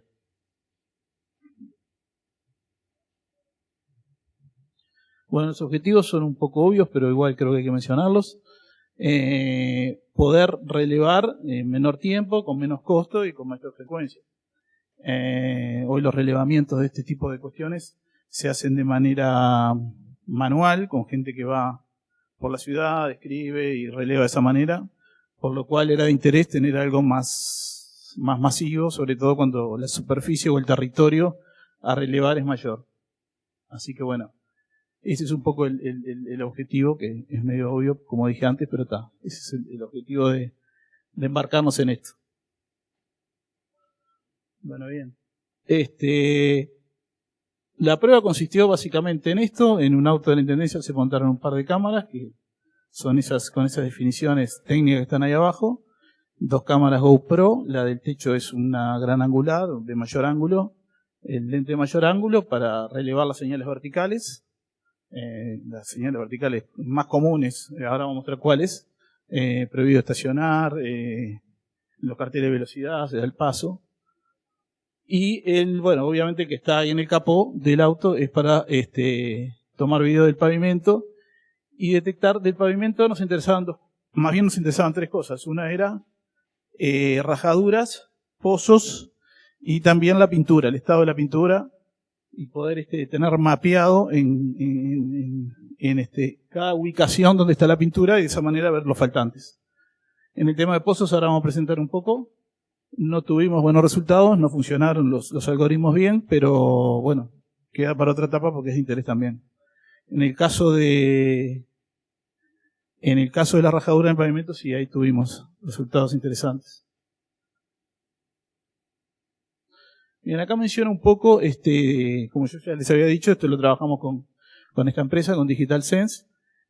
En los 2 casos nos pasó, tanto en el de pavimento como en el de tránsito, nos pasó que hicimos algunas pruebas, algunas no resultaron muy bien y cambiamos de algoritmo ahí. En el caso de las rajaduras de pavimento, se empezó a trabajar con UNET, los algoritmos de tipo UNET, y después AugmentUNET. En el caso del primero no funcionó bien porque detectaba rajaduras, pero en cualquier superficie. El otro estaba entrenado, más específico para rajadura en pavimento, por lo cual se terminó usando el segundo. Y después, para el tema de pintura usamos técnicas clásicas de análisis de video, no usamos algoritmos de redes neuronales, pero eso no lo mencioné ahí, pero fue así. Bien. Después, en el tema de señales de tránsito, se empezó también a trabajar con un par de modelos preentrenados que estaban disponibles, de tipo FASTER, esos 2 que se mencionan ahí, y no dieron buenos resultados. Eran algoritmos que estaban entrenados con estándares europeos, de señalización europea, y no logramos clasificar los nuestros, y aparte también teníamos como objetivo poder detectar y clasificar carteles en malas condiciones, cosa que tampoco en ese algoritmo estaba muy entrenado y tampoco funcionó. Así que después al final se utilizó una red de tipo YOLO-V5 y se entrenó ahí sí con carteles nuestros, con imágenes de carteles nuestros.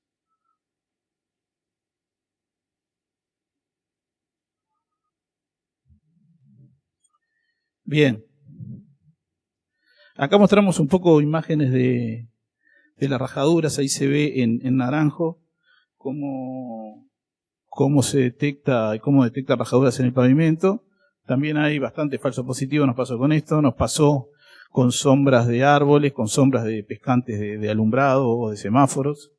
Pero bueno, de todas maneras detectó bastante bien. Acá también se ve algunos otros falsos positivos. Ahí el de la izquierda es un pescante de semáforo que lo detecta como una rajadura.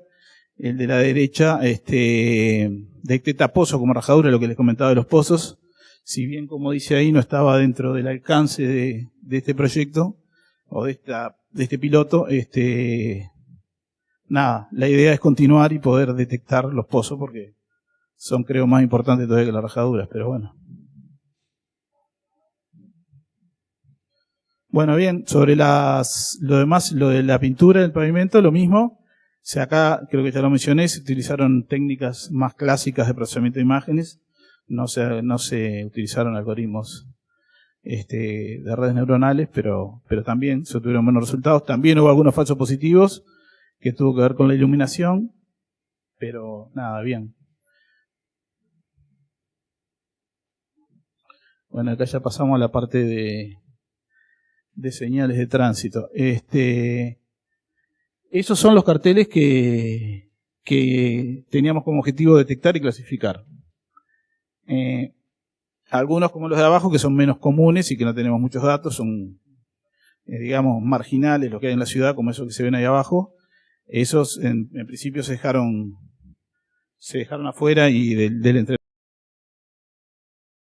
Pero nada, los otros de arriba sí se entrenó el algoritmo para detectar y para clasificar. Bien, acá tenemos una imagen. Esto es lo que yo le decía al principio del primer algoritmo que usamos en caso de señales de tipo FASTER, que ahí no tuvimos buenos resultados y no logramos detecciones de manera correcta, ni mucho menos clasificaciones. Así que nada, ahí mostramos nada más que como un ejemplo de que eso fue desechado. Y bueno, nada, lo que nos pasó en esa primera etapa, por eso lo separé en las dos etapas, con estos algoritmos que están ahí, que se mencionan ahí, es que no logramos detectar cartelería de la nuestra, estaba entrenado ya para las europeas, y tampoco en malas condiciones, por lo cual no tuvo buenos resultados. Y bueno, ahí pasamos al segundo paso, que fue sí entrenar con imágenes de acá, un algoritmo de tipo YOLO, de 5. Y ahí sí, acá ya mostramos un poco el tipo de carteles que logramos detectar y clasificar. Muchos de ellos, cartelería vandalizada en malas condiciones. Bueno, los datos y los recortes de video y de imágenes se tomaron con el auto, y lo que se comenta ahí también con algún otro. Los de Digital CES también recopilaron algunos ellos. Y bueno, se entrenó con 794 imágenes, y para agilizar el proceso se etiquetaron imágenes manualmente, 125 imágenes, o sea que la entrada fue las imágenes a 794 y las etiquetadas, y el algoritmo pudo detectar y clasificar en función de esas entradas, digamos, de las etiquetadas y de las otras. Así que bien. Bueno, ahí vemos un poco unas imágenes de cómo logramos detectar y clasificar. Incluso ahí se ve que son carteles, por ejemplo, en el caso del flechamiento, carteles escritos y todo, que no están en buenas condiciones. Sin embargo, tuvimos buenos resultados de etiquetado, de clasificación. Bueno, bien, ahí también hay detecciones, la distancia varía, muchas veces hay detecciones lejanas que no logra clasificar cuando se arrima el video y está más cerca, obviamente ahí sí logra la clasificación. Ahora sobre el final vamos a mostrar un videito corto sobre un video que hicimos como validación de esto, ¿no? ¿Ves? Bueno, acá también se ve, allá en el de la izquierda no lo logra detectar, y cuando se acerca ahí lo clasifica. Ese color que está clasificado ahí.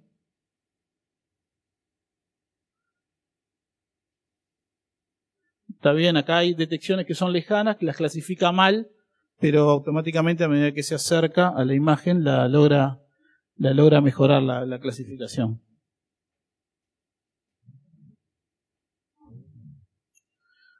Bueno, acá en cuanto a los resultados, acá que mostramos que nos dio este procesamiento con estas redes de tipo YOLO, se hicieron, lo dividimos en dos. Una parte es a nivel de cuadro de imagen, o sea, a nivel de cuadro de imagen es tomar las detecciones y clasificaciones para cada cuadro de video, si contra un cuadro de video solo, de manera independiente. Y se clasifican como correctas si hay un cartel en la zona indicada, o sea, contra una imagen sola, si hay un cartel en la zona indicada, eso es detectado. Nos dio un 98,4 de detección acertada, digamos, correcta. Y después la categorización, que es el paso siguiente, ahí sí es con la misma técnica, con una imagen sola, si la clasificación en ese cuadro fue la correcta. Y ahí, bueno, obviamente que ahí tenemos un nivel un poco más bajo. pero de todas maneras son niveles aceptables, por lo menos en esta primera instancia, y con esos datos que se procesaron son aceptables. También tenemos, ahí como menciona ahí, algunos falsos positivos, ¿no? Detecciones de carteles que en realidad no lo son. Eso también. Y después el otro es a nivel de objeto, o sea, a nivel de objeto se representa el caso de uso en el cual un objeto es considerado como detectado si se detecta al menos en un cuadro. Ahí se le tiran varios cuadros y si lo detecta en uno se considera detectado, por eso da un nivel tan alto del 100%. Y después la clasificación, si en la mayoría de esos objetos clasifica como el tipo correcto, ahí también lo considera bien clasificado, ahí obviamente también de un nivel un poco más bajo, pero también, o sea, la diferencia entre esto y el anterior es que acá le tiro un set de cuadros y en el otro le tiraba uno de manera independiente. Por eso da más alto acá. Bien. Bueno, nada, las conclusiones, digamos, o los resultados fueron que evidentemente es factible entrenar una red para detectar este tipo de cuestiones, que funcionó las de mal estado, que esa era una de las cosas que no teníamos claro si íbamos a poder tener resultados. Y bueno, no todas las clases fueron bien clasificadas, pero bueno, nada, la idea es continuar con esto, incrementar en la cantidad de datos, probablemente incrementar en alguna otra rama de negocio que no sea solo esto, digamos, en alguna otra cuestión que tenga que ver con objetos de la infraestructura urbana. Y también otro paso que se prevé, porque esto fue dentro de un proyecto con el BID y con esta empresa, es poder integrar estos resultados y que las salidas o las metadatas de esta clasificación nos sirva a nosotros e integrarlo a los sistemas de gestión que tenemos. O sea, que eso todavía no lo hicimos, pero es el paso siguiente poder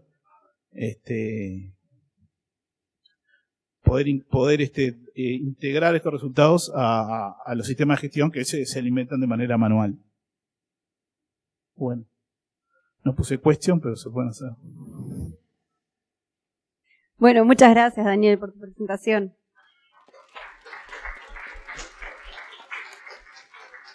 También se me ocurren muchísimas preguntas.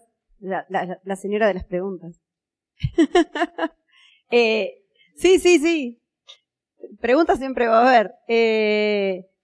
Me pregunto, una cosa que no terminé de entender es si además de clasificar por tipo de señales, logran de alguna manera clasificar nivel de daño.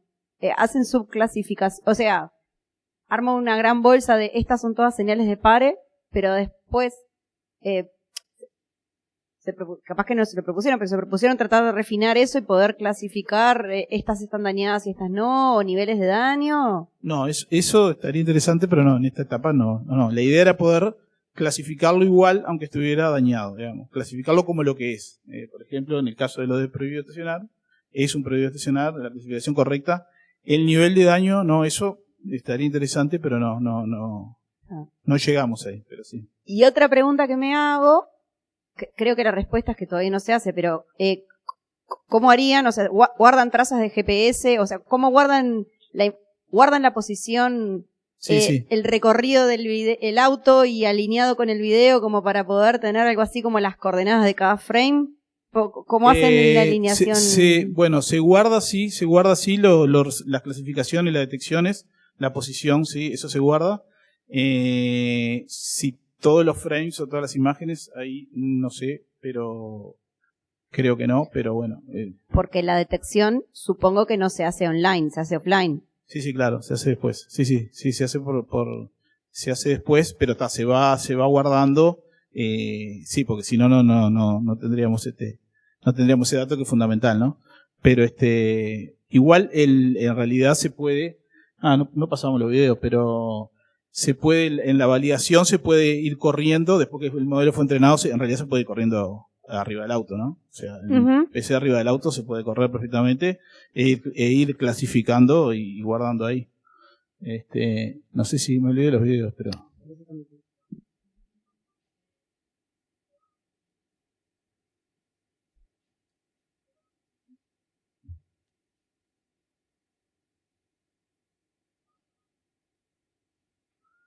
Sí.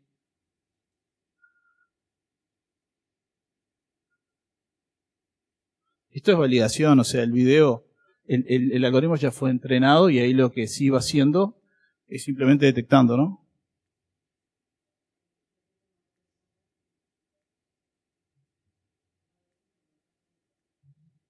Sí, yo creo que en una etapa de producción obviamente eso debería correrse en principio en el auto.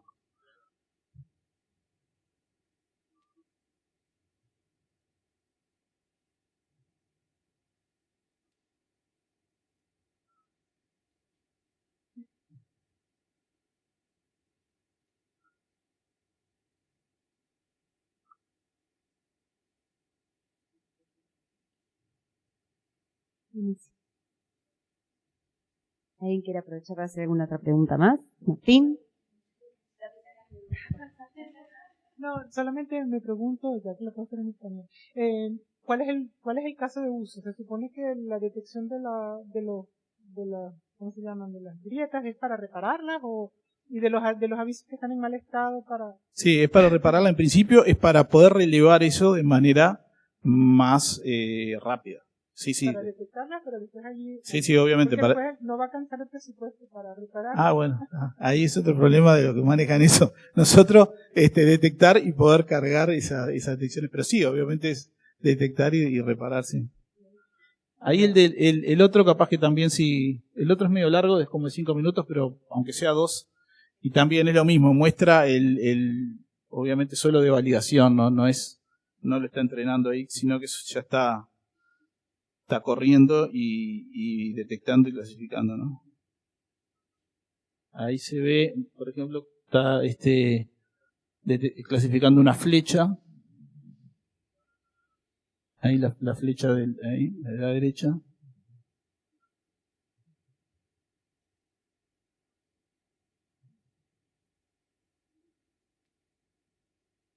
Después hay otra etapa también que tenemos pendiente, es la de los carteles que tienen texto, por ejemplo, eso que dice de lunes a viernes no sé qué, o en la escuela. Los que tienen texto vamos a tener que, ahí también, en esta etapa quedó afuera, pero usar algunos CR o algún algoritmo CR para poder también detectar ese tipo de textos, ¿no? Esas son cosas ya un poco más específicas, pero también están dentro de ahí. Sí. Daniel, tengo una pregunta. ¿Pensaron cómo después de o sea, entiendo que por ahora están en etapas preliminares y eso, pero pensaron después cómo llevarlo a esa un auto el que sale a filmar? No sé si se pueden incorporar las cámaras a los camiones que levantan la basura o alguna. Pero eso todavía está más adelante, hay que pensar. Bueno, en este tema está un poco más adelante. De todas maneras, hoy la Intendencia tiene algunas pruebas en otros negocios, por ejemplo, en los buses ahora hay una licitación para incorporar cámaras en los buses de transporte público para hacer cuestiones que son de la Intendencia, como monitorear el solo bus o alguna otra cuestión. O sea que, sí, en principio, está bien lo que preguntás, se podría, en vez de tener este auto específicamente para esto, utilizar flota de la Intendencia o de algo asociado a la Intendencia que sirva para que se pueda montar un sistema de esto. Sí, está bien. Bueno, primero no sabes el gusto que me da ver un ente del gobierno, ¿no? Intentando utilizar tecnología. Yo vengo de Chile y bueno, que allá no sería una novedad, ¿no? Entonces, bueno, felicidades por la motivación, ¿no? Y por las ganas también. Y la pregunta que tengo es, claro, ¿de dónde nacen estas iniciativas? ¿Nacen de ustedes mismos? ¿Tienen un departamento? ¿Algún tipo de incentivo a nivel del gobierno nacional? Está buena la pregunta. Esto en general, la Intendencia tiene un departamento de tecnología bastante importante que hace desarrollo, mantiene infraestructura, hace un poco de todo. En el área que estoy yo, que es la tecnología para ciudades inteligentes, se hace análisis de datos, hay un área de telecomunicaciones, tiene un área de tecnología importante, digamos, y si bien hace algunas cosas con terceros, como esto, en muchas cosas se hacen por nosotros. Las iniciativas, sí, en general salen de la Intendencia en general, de iniciativas nuestras o de los servicios como estos de vialidad y de tránsito que tienen una necesidad. Y los recursos en general son propios, ¿no? Con el Estado central, ¿no? La Intendencia en general financia con recursos propios o con algún convenio de tipo con el BID y eso. Pero nada, sí, la Intendencia tiene, en eso creo que es bastante distinto a muchos lados, tiene bastante equipos de desarrollo y tiene un área grande en estas tecnologías.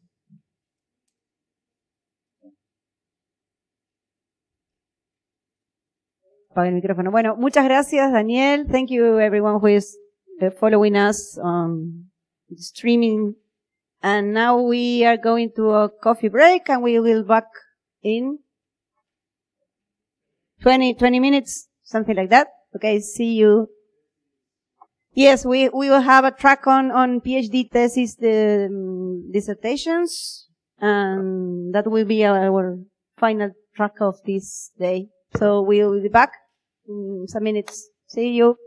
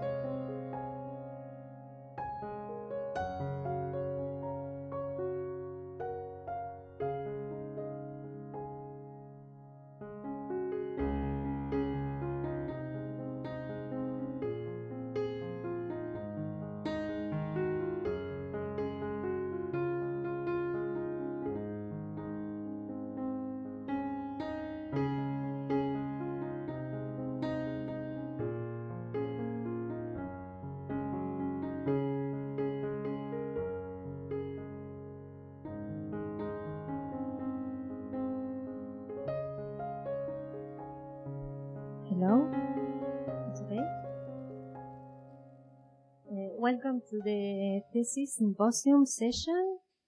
We will have 3 presentations, 1 master's thesis presentation and 2 Ph.D. thesis presentation. The first speaker is Thiego, Buenos Aires. Welcome, Thiego. He's from Thank you. University of Pernambuco. And you can start now. Okay, thank you. Hi everyone, good afternoon. I'm Thiego Buenos Aires de Carvalho. I have a master's degree from the University of Pernambuco, Recife, Brazil. My main supervisor is Professor Dr. Fernando Buarque de Lima Neto, also from the University of Pernambuco. And my co-advisor is Dr. Dennis Mair Lima Martins from the University of Münster, Germany.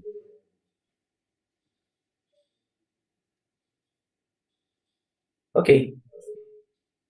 Data are assets that always play an important role in companies, no matter the size of the business is small or large. There is now a more growing need to analyze data generated from a variety of sources to help users to communicate or to support their decision making. It is worth mentioning that the differential that data can provide to business is not related to its amount only, but also the use of data to support operations. Data can help users better understand their market and their customer, anticipate trends or demands, support your decision making, or improve its operational efficiency.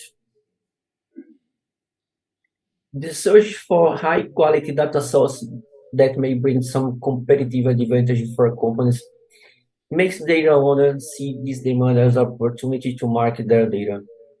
Data marketplace connect data consumer and providers to conduct business. The data provider is that person or company that owns a database and decides to generate revenue from it, offering it to the market to be traded. The data consumer is the person who is willing to pay money to acquire a third-party database. The consumer identifies the database of interest in the marketplace and performs a query. There is a cost attached to each query. To motivate and to illustrate the central idea in research, consider the following example. A sport analyst conducts research on a large database of teams in play statistics of a basketball championship. With no data-related expertise and a tight deadline to complete the task, the analyst decides to buy a set of data in the data marketplace to enrich the information the analyst already has. However, each interaction with the marketplace incurs a monetary cost, and the analyst does not have a sufficient budget to purchase the entire data set. Therefore, the analyst has to make a choice of which data set to buy. Statistics are a huge part of sport, and basketball is no exception to that statement. Statistics like points for games, rebounds, blocks, turnover, tell us quite a lot about whether the team is doing well or not. To find interesting insight, basically the analyst would need to combine different game statistic attributes manually, then analyze, and finally decide if the information is relevant or not. The analyst needs to continually repeat these steps for the other game's attributes. To help users to analyze large volume of data, there are tools that aim to represent data in visual format, allowing the data analyst to focus on visualization to quickly understand and extract insights. A view depicts of the result of a specific query on the database, where the query focuses on 3 major elements.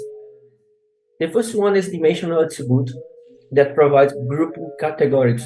For example, in a basketball place, could be minus players, games, game start, age, and so on. The second element is the measure attribute that contain data value of interest, for example, 2 points, 3 points, free throw, points per game, and so on. And the aggregated function like sum, mean, maximum, average, that can be used to summarize values in M with respect to A. An example of SQL query would be select a dimensional attribute, aggregative function apply over the measure attribute from a specific table grouped by the dimensional attribute. When a query has a where clause filters some condition in data, in this case it is called the target view. When without the where clause, it is named reference view. The result could be grouped and displayed on a chart. The process of view creation is detailed as follows: two queries, one with a where clause and the other without the clause, are submitted to the database. Each query projects the data over two columns. The first column is the dimensional attribute that is transformed from numerical to categorical by creating a range of the values, for example, bins. The second columns refers to the aggregation function applied over the measure attribute. The returned values are normalized to be on the same scale. And finally, the transformed data are represented by a histogram or as well as a view. All these steps are done automatically without the user intervention, which is the part that requires technical knowledge. The user focuses on analyzing the visualization to quickly understand the data. When dealing with large database, many views would be generated by combining attributes of variable. But not all data results provide good visualization. Therefore, it's necessary to identify them so that data analysts do not waste time analyzing visualization that not bring relevant insights. To address this issue, there are tools that aim to automatically create and recommend relevant views to user with regard to metric or function. This saves the user effort and time, especially when exploring large volume of data. The first solution related work is the view seeker. The view seeker generates all possible views. So first create the target view and the corresponding reference view. View seeker uses some utility function to calculate the score of each view. These scores could be, these utilities could be used individually, for example, L1 distance, L2 distance, KL divergence of move distance individually, or can be combined. For example, 50% of the distance of the L1 and 50% of the L2, for example, create another utility function. This utility function serves to calculate the score to later recommend the highest score, the views with the highest score to the user. The second related work is moving, the same as view seeker. Move create both the target and reference view, but differently from the view seeker. Move use a more objective utility function. So the weights associated to each utility function are defined a priori. Then the highest top key views are recommended to the user. So although these works help the user to find relevant information in the database by recommending views, they do not offer support to the data marketplace. Therefore, do not consider the user initial budget as input to select the best views to be recommended within the budget constraint. So our research problem: how to support data marketplace user by recommending relevant views bundles without exceeding their budget. In real-world scenarios, items can be offered individually or can be grouped as a bundle of items, in which a bundle is formed by two or more items packed as a whole. Bundle can be commonly seen in famous marketplaces like Amazon and Best Buy. When a customer adds an item in their chart, and the platform recommends other items related to the first one, for example, another volume for the same book, or another book for the same author, or and so on. Treating items as a bundle brings benefits to customers. Instead of choosing each item individually, which is time-consuming and has a great chance of selecting uninteresting items, the customer receives a set of related items that maximize the return, obtain the relevant items at once. We model a bundle as a vector of views with the length of the vector corresponding to the total number of the possible views. Under this model, each view has a specific price of cost and utility value, and each view can only appear only in each bundle. Choosing the views that compose a bundle is not that simple, because the number of candidate bundles may reach hundreds of possibilities in the case of dataset with dozens of attributes. The goal is to find a view bundle that maximizes their utility function such that the overall cost of the bundle do not exceed the constrained budget. Essentially, this is a form of classical knapsack problem, which is NP hard. We conduct experimental evaluation of our approach over NBA dataset. We implement a generic algorithm in Python, and we use a tuning to define the hyperparameters. We use generic algorithm because we don't possible solution since generic algorithm can find a good solution within a reasonable time. We define a population size for 50 individuals, in which each individual is a bundle of views. We define a pricing policy for each view, which is formed by a random value plus a constraint values, multiplied with a number of the length returned by the views, subtracting the new views. The fitness function serves as a measure of quality and provides a basis for comparing the bundles. The higher the fitness value, the better the bundle is.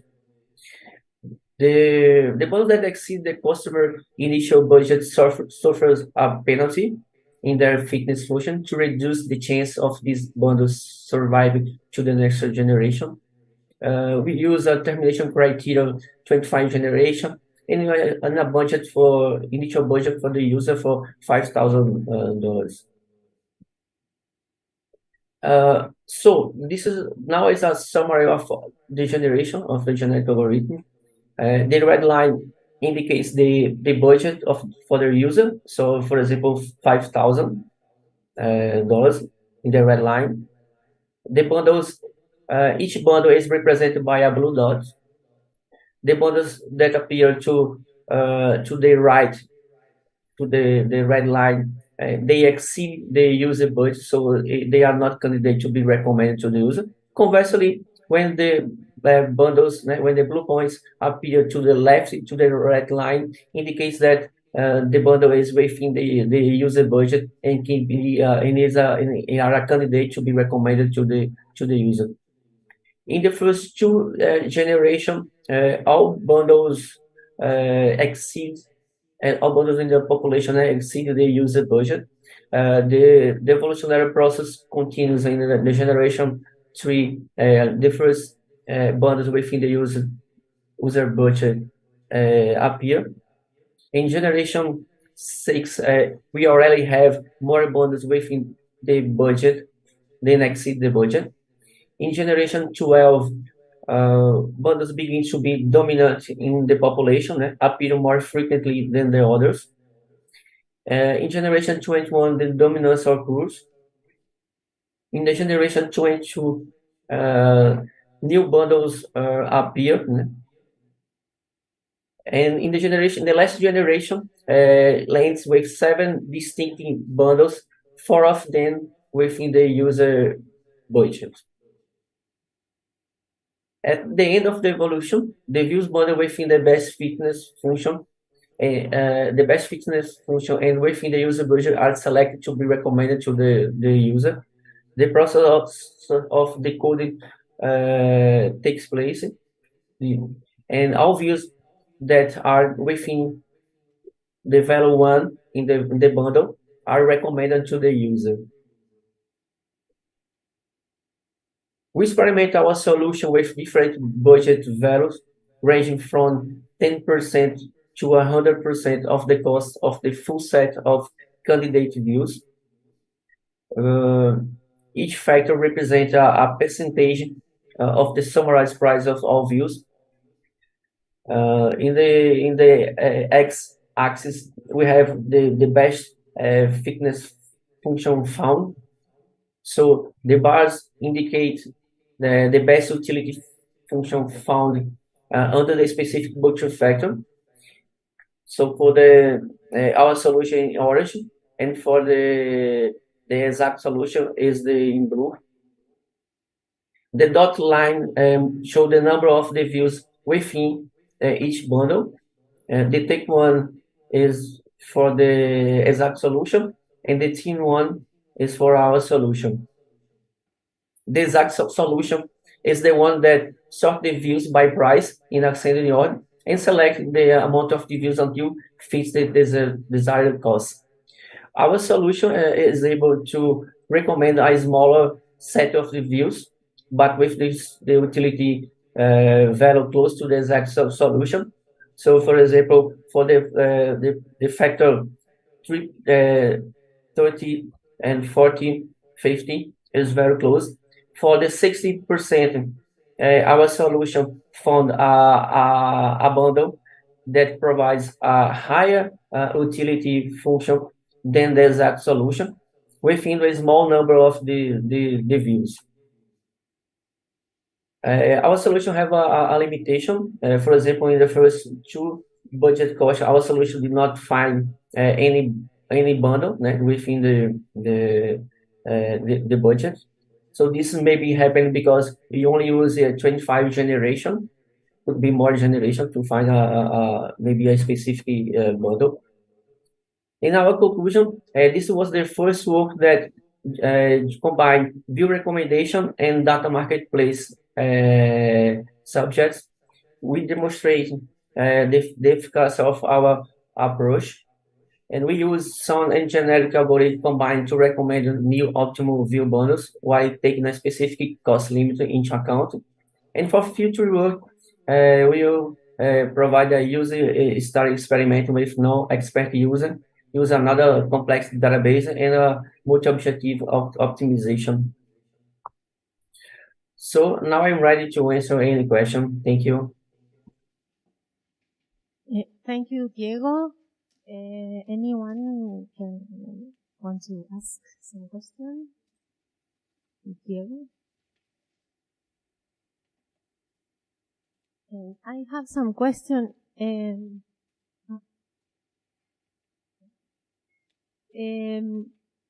about the data set you used for your experiments. You used a data set from NBA. I don't know if you talked about this here, but in the paper you mentioned some subset of the data set you used. Can you tell me more about the size of the data set, the partition you used to train and to test? Okay. We used two datasets. The first one, it was the NBA dataset, and this experiment I'm showing you was the NBA dataset.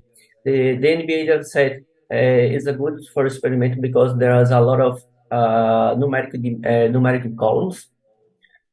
So, but we use in the dissertation another data set. It was adult data set. I did not mention here in the presentation because it's too short, but in fact we explain better in the dissertation. Okay. Have I answered your question? Any other question for Thiego? No, there are no questions. So thank you very much. Thank you. Now we will have another presentation. The next speaker is Marcelo Rodrigues from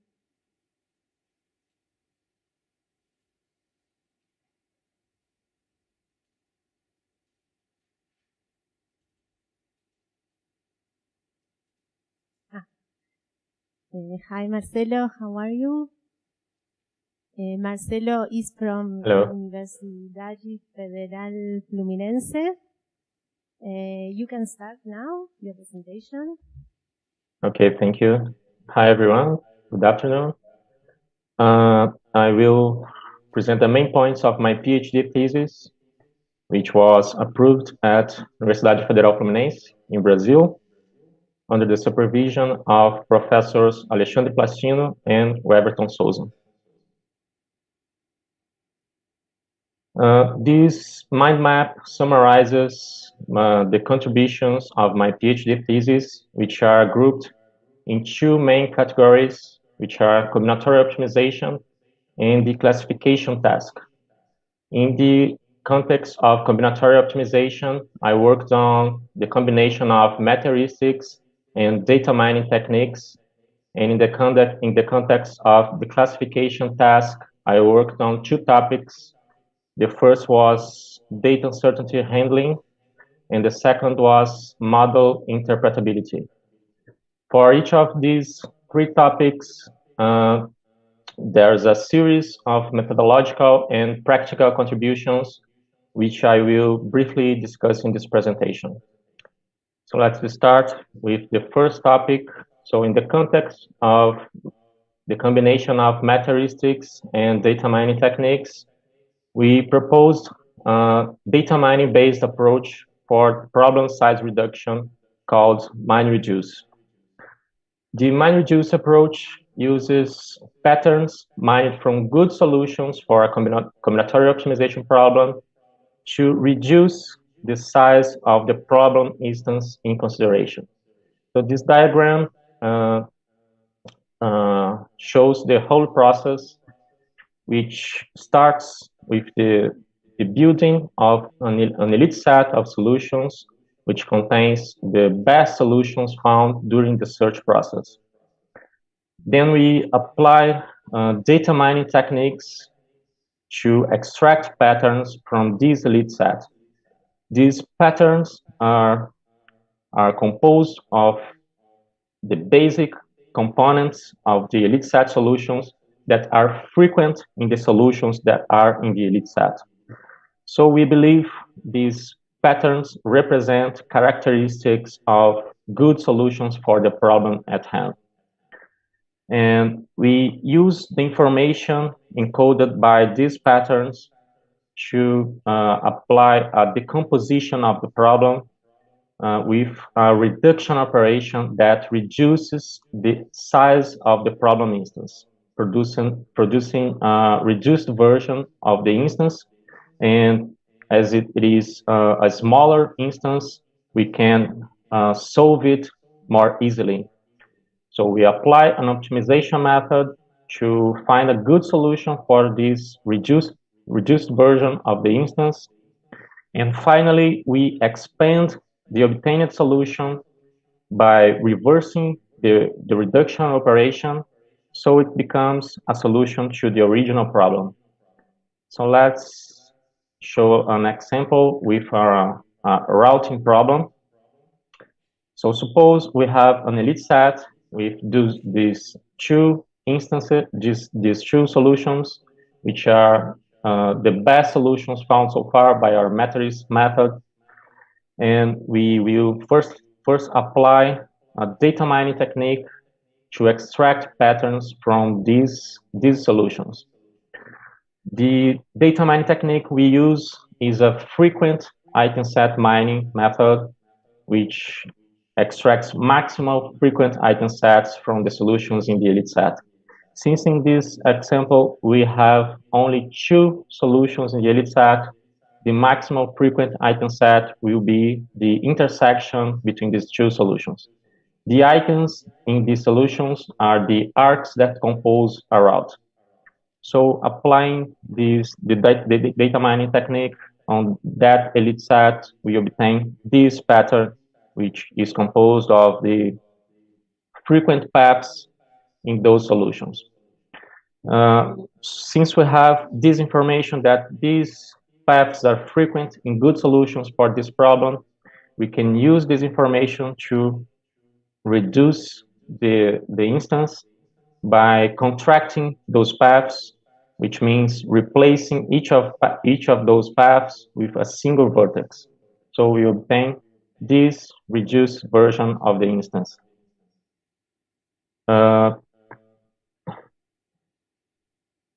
Since we have this reduced version of the instance, we can apply an optimization method to solve it more efficiently. So we obtain a good solution for this reduced version of the problem.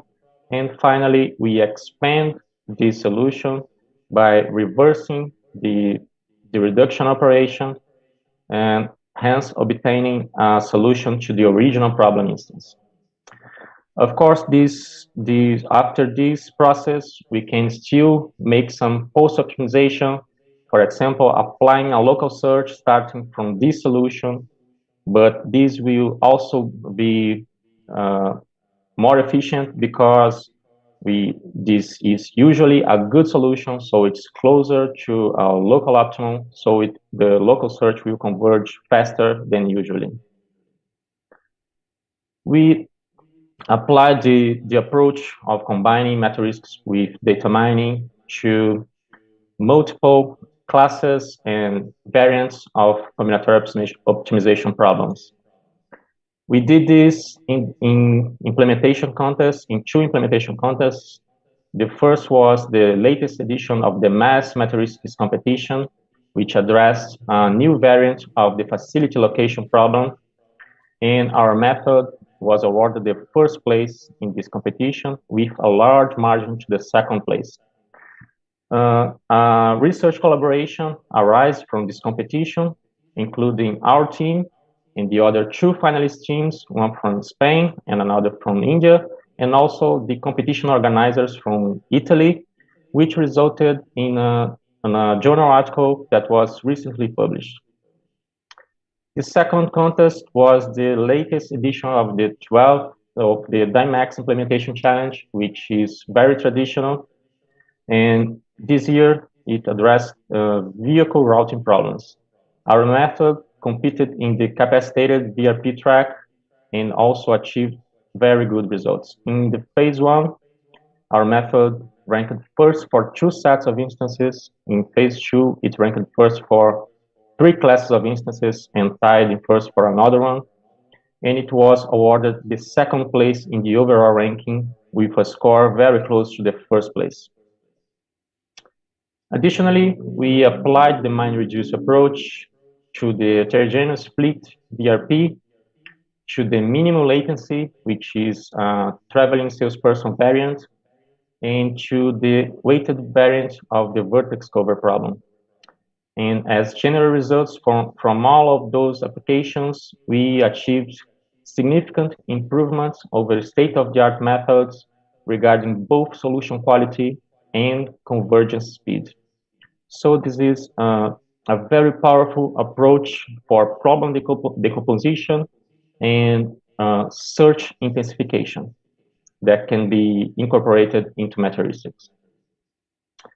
Let's move on to the second topic, which is data uncertainty in the context of classification, for which we propose some classification ensemble approaches. So here we consider bagging ensembles and random forests, which are ensembles that train multiple classifiers on random subsets of the training data and aggregate the individual predictions to form the final prediction.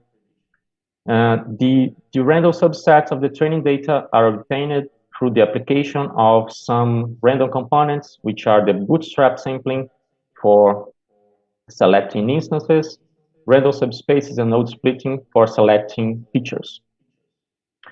Now, when we have data uncertainty, the feature values in the data sets are not precisely known. They are represented by probability distributions instead of single values. So here we have 2 examples, categorical feature A, which with probability distribution among the 4 possible values, and a binary feature B with the probability distribution between the 2 possible values. And naturally, when we have this scenario, it adds an extra difficulty to the classification task, which we address through some approaches for ensemble classification, which are bias sampling approaches. We basically add a bias to the random sampling based on an uncertainty degree, which is calculated for each instance and for each feature in the dataset. This uncertainty degree is defined based on the average entropy of the probability distributions and the missing values rate. So we propose three approaches based on this strategy, which are the bias bootstrap for sampling instances, and bias random subspaces, and bias splitting for sampling features. We used those approaches for two important applications in the bioinformatics field, which are the classification of aging-related genes and the prediction of drug side effects using real data with real uncertainty. And we could build models, effective classification models, applying the proposed approach in bagging ensembles of naive Bayes ensembles and in random forests. And we achieved general improvements in predictive performance in relation to conventional ensembles and to other approaches for handling data uncertainty from the literature. So moving on to the third and last topic, which is model interpretability, which is also a very important topic, since we not only wish to predict phenomena, but also to explain those predictions for the domain experts. And as I said, we worked with random forests, which have some approaches for interpretability in the literature, and we worked with naive Bayes ensembles. And although single naive Bayes classifiers are also naturally interpretable, that's not the case for naive Bayes ensembles. So we proposed two approaches for interpreting naive Bayes ensembles. The first approach is based on conditional probability differences. So recall that a naive Bayes classifier makes predictions based on the probability of observing a feature value conditioned on the class labels. So we define a simple metric to assess the importance of a feature for discriminating two classes by this difference of conditional probabilities. So this holds for binary classification, but we also generalize it for the multi-class case by summing the differences for all pairs of class labels. And in this approach, we average this metric for all classifiers in the ensemble. The second approach is based on the concept of minimal sufficient sets.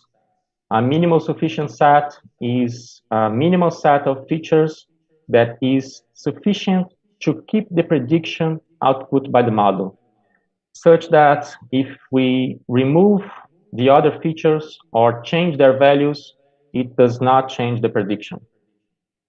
So in this approach, the importance of a feature is defined by its frequency in minimal sufficient sets in the training data.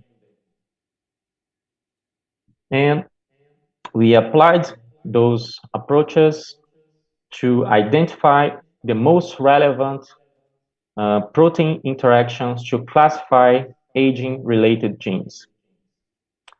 And since there is no objective metric in the literature to assess the interpretability of a model, we submitted the rankings produced by our approaches to a qualitative assessment by a field expert, which was Professor João Pedro de Magalhães, from the University of Birmingham. And the results from his assessment were that the rankings were consistent with current biological knowledge, and more interesting, he could draw some insights with new potential associations found, which point directions for future biological experimentation to confirm those new findings. And to conclude, here I have listed the derived papers, all the papers that were derived from my PhD thesis.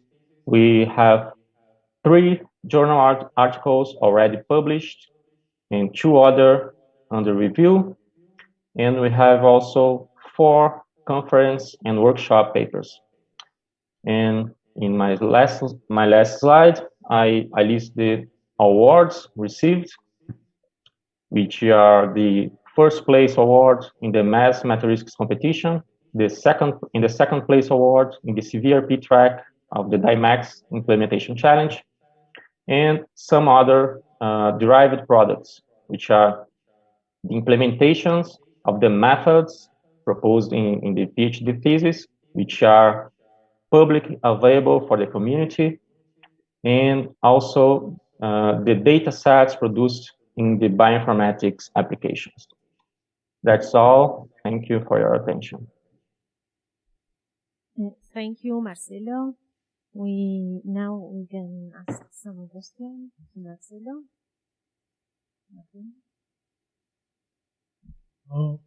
I think that in all the case you study, you use a multi-star iterated local search, but is there any limitation with the kind of heuristic or meta-heuristic that can be used? As far as I can understand, if you have an elite set, you can use this mechanism over whatever that heuristic or meta-heuristic is. Is it right? Yeah, that's correct. If you have an elite set, you can apply this approach. We used it mostly with multi-start methods, but we also did some experimentation with hybrid genetic search, which is a meta-heuristic that combines local search with a genetic algorithm, and it resulted with some good improvements over the original method too. And I suppose that it depends on the problem, but the size of that elite set to obtain relevant information for reducing the search space. What kind of size it has to be? It has to be a large set, or with few solutions is able to obtain good information. Yeah, we usually set this as a parameter of the method, and we calibrate that parameter according to the problem. But it is usually a small set in the order of 10 solutions. That's enough. Sometimes less, sometimes a little more than 10, but in average, 10 solutions is enough. Okay, thank you.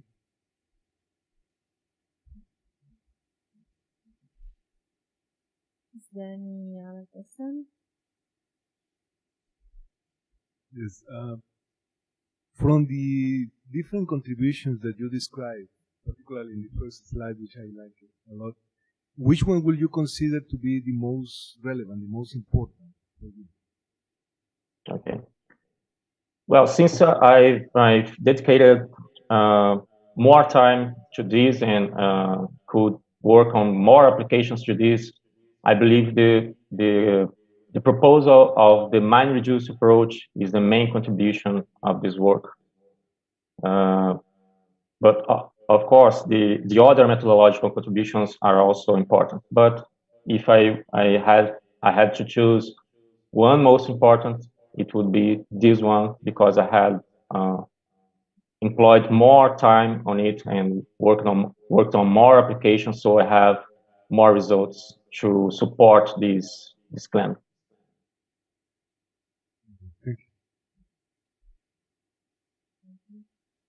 any other question for Marcelo? So, thank you, Marcelo. Thank you very much. Thank you. Now we will have the third presentation.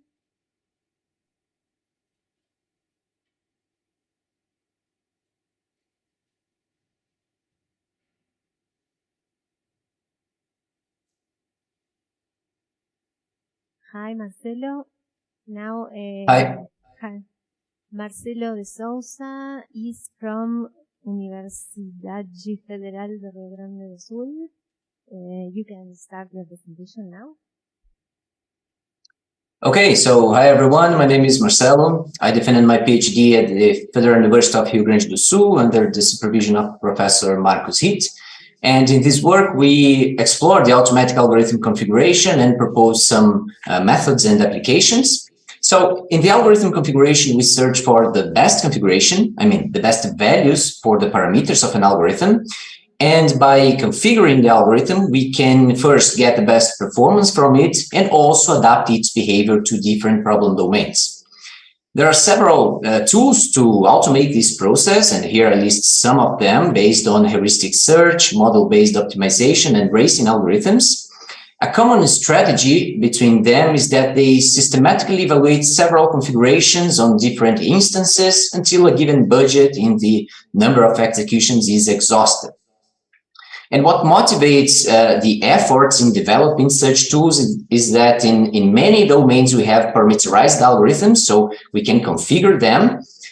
Here I bring some examples, including exact and heuristic solvers, machine learning tools, and also compilers.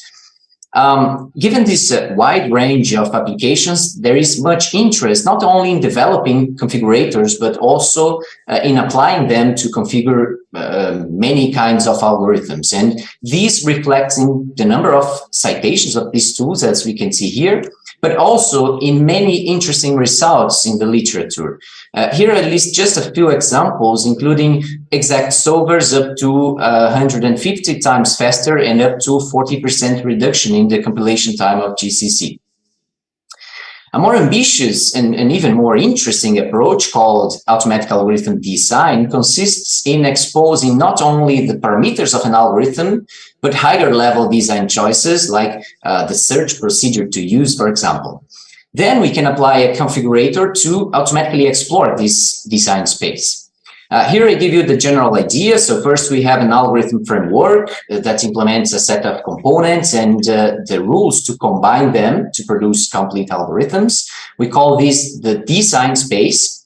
Then we can use a configurator to automatically construct the best algorithm for a given set of training instances. So based on this background, we defined a set of objectives for our research. And the first one is to increase the efficiency in the automatic configuration of optimization algorithms. And we do this exploring capping methods. The motivation is that configuration is costly, it takes a lot of time, and most of this time we spent evaluating poor configurations. So we propose here to use the performance observed in previous executions to evaluate new configurations. So once a poor configuration is identified, we stop the execution and save part of the time.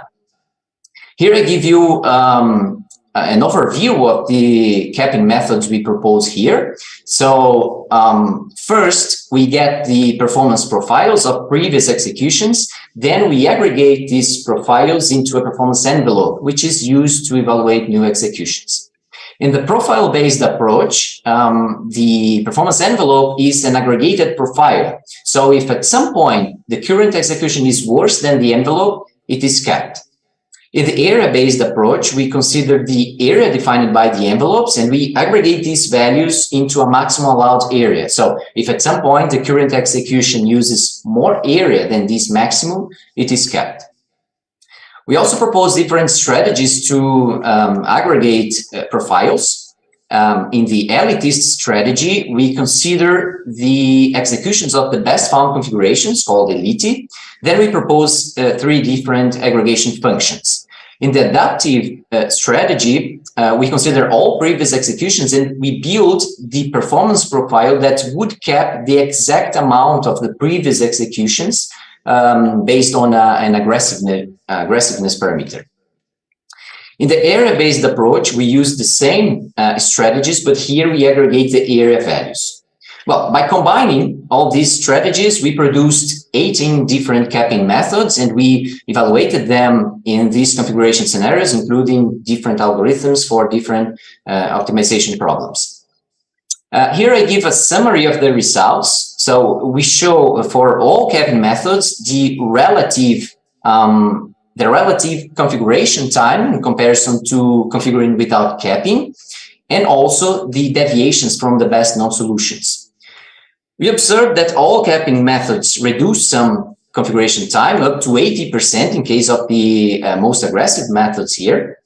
And although larger deviation in some cases, the configurations produced have the same quality. And this we confirm with statistical tests. In a second experiment, we define an execution time limit for the configuration process. So the time we save by capping executions can be used to test more configurations on more instances. As a result, we observe better configurations produced when using capping methods. Although we present here the results for the equity-SP scenario, the same is observed for all scenarios, a reduction in the configuration time and quality improvements in some cases. This is the article describing these methods and reporting these results. We also made the source code available in the CapOPT software, and here I give you the link. And we also provide supplementary material and the configuration scenarios we used. Our second objective is to improve the quality of the automatic algorithm configuration. And the motivation is that most configurators determine fixed configurations for all instances. And since we know that good parameter values vary depending on instance features, we propose a set of parameter regression models that are based on the instance size. So first, we consider the instance size as the single feature because it is problem independent, so available for any domain, and there is no need for feature engineering or expensive feature computation. So in our approach, each parameter is represented by a regression model. So the configurator calibrates the parameters of this model, and the model gives the parameter values of the algorithm based on the instance size. Here we have an example with instance sizes and the parameter values. So first, we propose a basic linear model, and by setting the values at these two extreme points here, we can derive the entire linear model and determine parameter values for any instance size. To deal with nonlinear behavior, we propose a piecewise linear model, and here we have an example with 3 pieces. And again, we set the parameter values at these 4 points here. Finally, in the log-log linear model, we first apply log transformations to the instance sizes and parameter values, and then we apply the basic linear model. So we tested these regression models in these 4 configuration scenarios. Here are the results for the first one. So we show here the optimal parameter values for different instance sizes, the constant and linear configurations obtained using different values of budget. The main observations here are, well, first, we observe a clear linear relation between the instance size and optimal parameter values.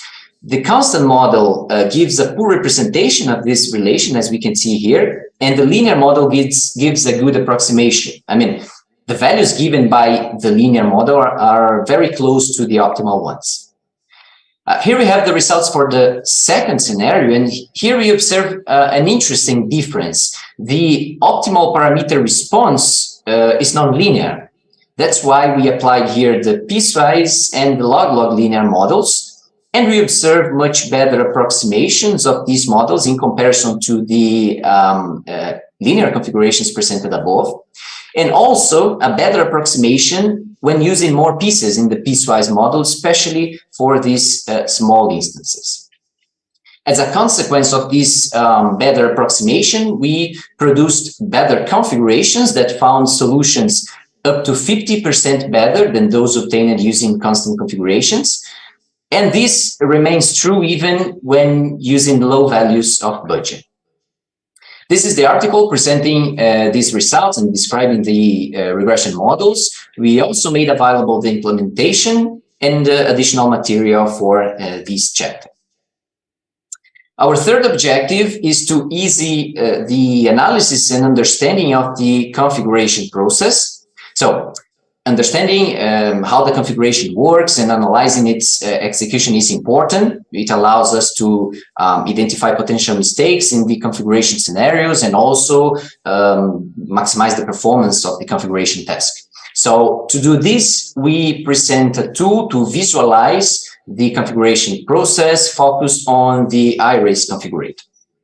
I will not give much detail about this part of the work, but here I show two examples of visualizations this tool provides. So in the first one here, we have the configuration process, so we can observe each evaluation, the corresponding instance, and also the evolution across iterations.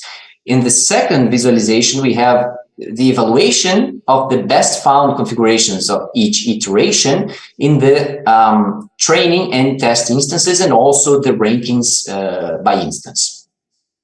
In the work, we present several case studies applying this tool, and in summary, we could identify different mistakes in the configuration scenarios, including instances that don't contribute to differentiate configurations for being too easy, for example, premature convergence, too large budgets, or even problems of over-tuning.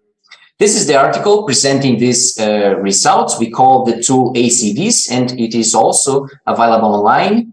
And we provide supplementary material and the configuration scenarios we used in the case studies. Finally, our fourth objective is to apply automatic algorithm design techniques to build a generic solver for classes of problems. These techniques were applied before in different domains, producing high-quality algorithms with almost no human effort. But previous studies always focused on a specific problem. On the other hand, we propose here a component-wise solver for the broad class of binary problems, and we call it AutoBQP. So the main ingredient here is that we implement components for the binary quadratic programming. And since many problems can be reduced to BQP, we can solve all of them. So the general idea of AutoBQP is given here. It gives a complete algorithm given a problem description and a set of instances. So first, we implement an algorithm framework with heuristic components, and the framework allows us to select and combine components to produce complete algorithms.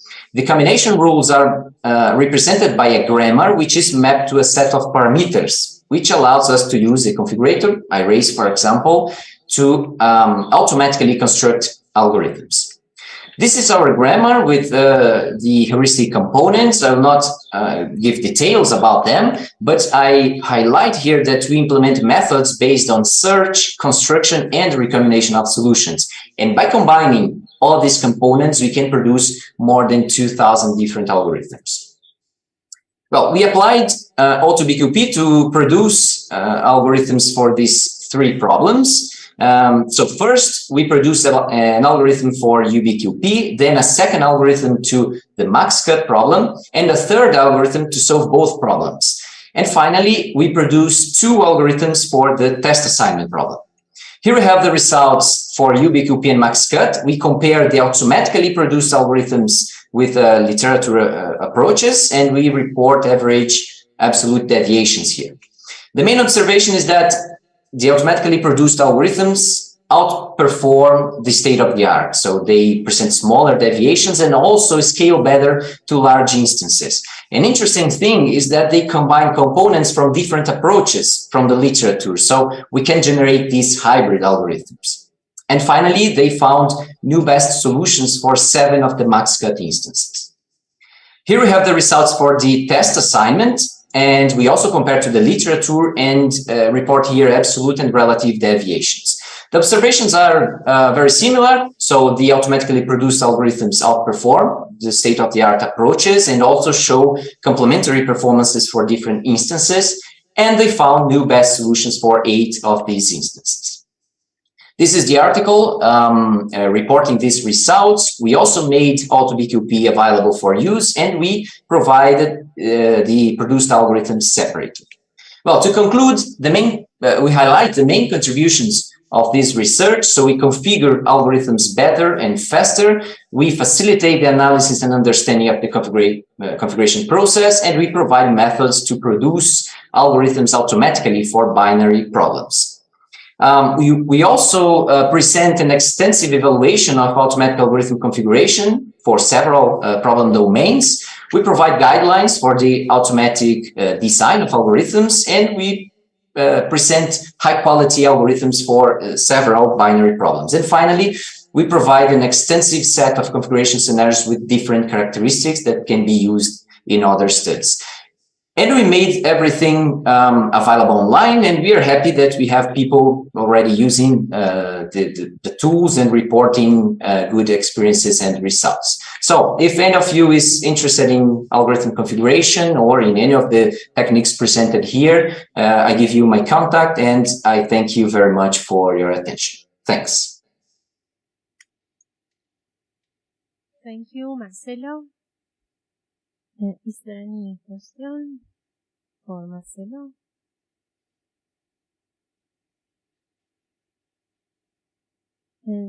I have a question.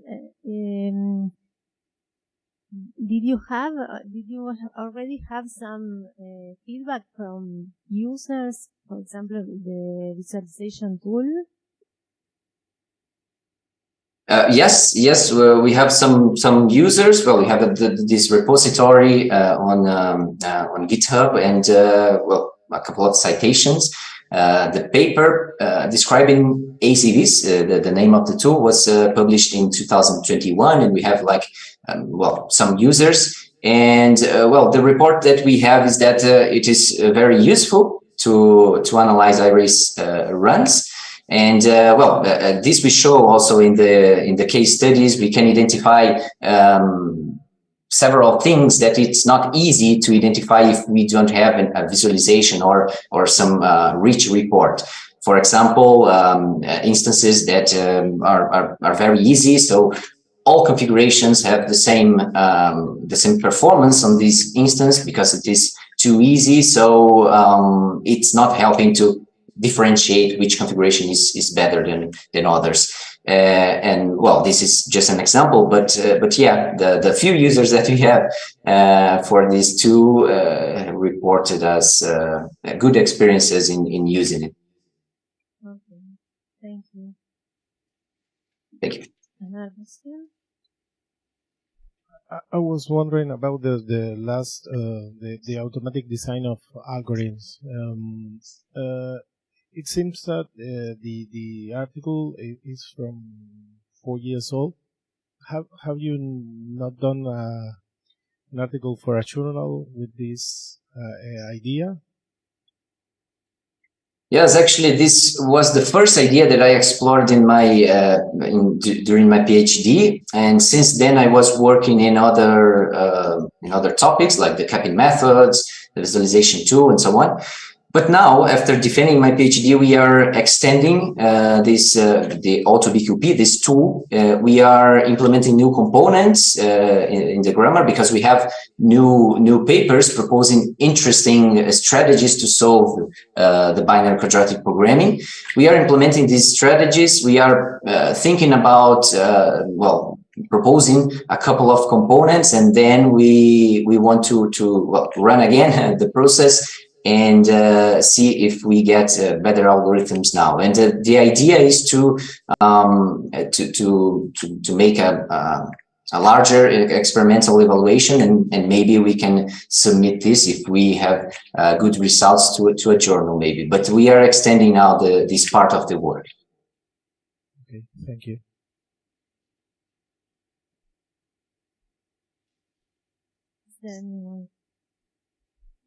So, when did you start working on your PhD? In what year? Formally in 2018, but I was working in this research since 2016. So I had several years to develop first this AutoBQP and the automatic algorithm design, and then from 2018 on, when we published AutoBQP, I dedicated to the capping methods and the other topics. So several years. So it was 5 years basically that took you. Yeah, I defended in March of this year. Yeah, 5.5 years. Yes. Okay. Yeah, because I was asking because one of your publications is from 2016. That seems to be yes, like outside the period of the PhD. Yeah, no, yeah, it was the first publication we made. We were trying these techniques to produce algorithms automatically for binary quadratic programming. So we made a very simple but interesting study on defining a grammar and exploring using the iris configurator. It was our first publication, and it gave us some knowledge and to well extend the techniques and implement other components. But yeah, it was the first paper. It was when we started to work in my PhD research. Thank you. Is there any other question for Marcelo? So thank you, Marcelo. Thank you very much. Thank you. This was the last presentation from the Thesis Symposium. So now we start the next session. We have 3 presentations.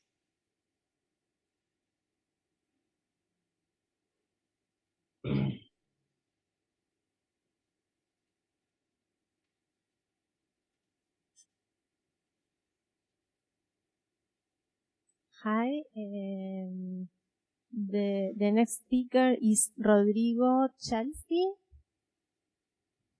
from Federal University of Technology, Paraná.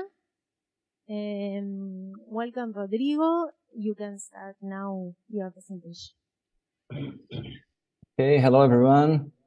Thank you. I'm Rodrigo, and my advisor is the Professor Heitor Silveira Lopes, and I'm a researcher in the field of tattoo recognition. And this work is about a transfer learning approach for the tattoo classification problem. So this is my agenda for today. And I'm going to start talking a little about the problems in tattoo recognition. And the first thing important is that tattoo is classified as a soft biometrics, and it's a different kind of biometrics because tattoos there's no patterns like colors, position, shape, size, etc., different of the hard biometrics that you know. And tattoos is still little explored as biometrics, especially in law enforcement, where is the field we apply tattoo recognition methods. And we can see that tattoo recognition involves several complex problems. We built a roadmap about tattoo recognition that involves problems in pre-processing, in image pre-processing, recognition problems, and other problems. Also, how to build good data sets in tattoo or for tattoo recognition. And we are exploring right now just one of the problems in classification, more specifically semantic classification. And the problem is, given a tattoo, returning a class of it object in that tattoo or in that image. And the main objectives is build a robust data set. Is the first contribution of our work is build robust data sets, because in literature we don't have many data sets for tattoo recognition problems. So we spend a lot of time organizing and building specific data sets for these problems. And after that, develop a robust model capable to classify objects in tattoos. Here is two important things: that there is no much literature in tattoo classification, and people some publications that not many classes or small data sets. And another problem is that we can't use we can use in the models that we have today, like faster RCNN or YOLO. They don't works exactly when we are talking about tattoos. We tested some application with these models, and it doesn't work exactly how we need to, that they need to work.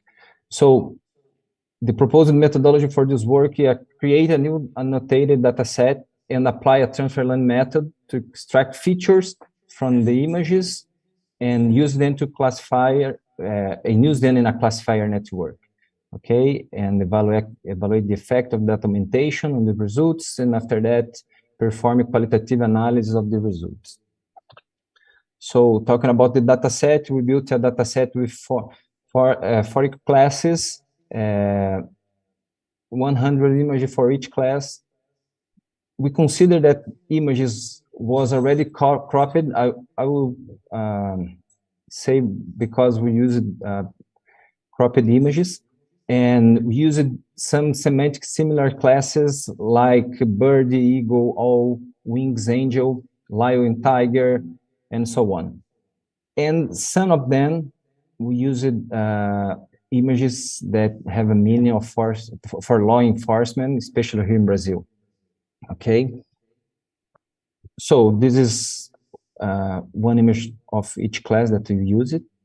And we consider cropped images because we were talking with other models like detection and localization tattoos in the images. So we consider that we already know where is the tattoo to make the classification, okay? So we are talking about the third part of this method, specifically about the classification method. This is why we use it cropped images, okay? And the proposed model is pre-training model. We use it SqueezeNet that have 1,000 features. We use it SqueezeNet because in other models we already use it other kinds of pre-training models like VGG 16 and 19 and others, and we understand that they are very similar in results when we are using them for image recognition. So after we give the feature vectors, we input this vector in a dense network, and the dense network will classify these images in our 40 classes. So we did some experiments, starting with training and validation data sets only. After that, training with tenfold cross-validation, and the third party using cross-validation and data augmentation 6 times because we had only 10 images per classes. We used a balanced data set with 10 images per class. So in quantitative analysis, we discovered that only using train validation data set, we achieve only overfitting. So we need to train with cross-validation, and in this test we achieve a good accuracy to start, and after that we apply a cross-validation with data augmentation, and the average accuracy improved to 85%. And then we did some qualitative analysis and trying to answer some question like if it's possible to identify characteristics that have influence in classes, worst results, and how does the model behave with images of classes not present in the dataset training, because here we didn't use open set classification, just a classification with 40 classes. And how does the model behave with images with tattoo with more than one element? And finally, how does the model behave with images without tattoos? these questions is especially about to try simulated real application in practice. So in quantitative analysis, we noted that Wizard was the worst result, and we were comparing with other classes, and we can see that the images with the Wizard have the bear, the hat, the other things around the face, and maybe the model did some confuse with lion or tiger that have some similar characteristics. About the images of unknown classes, we try to understand how the model will classify the images. So we have some simulations here. And images with more than one tattoos, we try to understand how it works, and if the image have at most one image or at one tattoo with the no class, the model is capable to understand and classify almost one of the images. And about the qualitative analysis also, images with the predictor will be a random information. This test is only to understand what happened if we input an image without any tattoo. Okay, about the conclusions, we understand that the transsurveillance approach showed a good efficiency to tattoo classification problem. We did many different tests with many different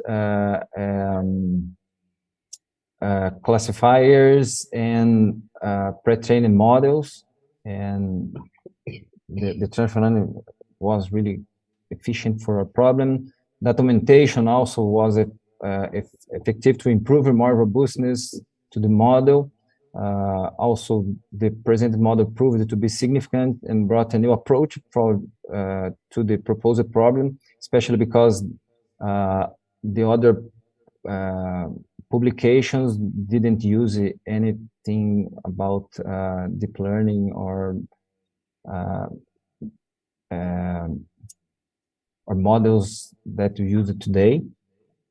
And in the last, we built a data set, also made an important contribution to this research area.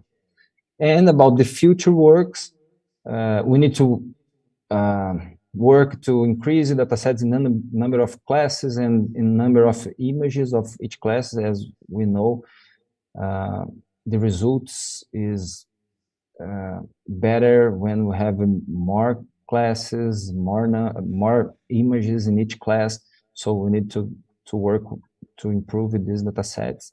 Also evaluate a more in-depth quantitative studies of styles, colors, and impact of images with multiple tattoos or more complex tattoos, and evaluate the classification result with and without the integrated localization problem.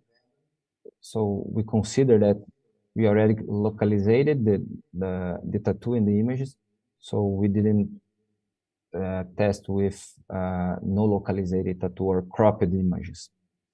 And also the future works in tattoo recognition, there is a lot of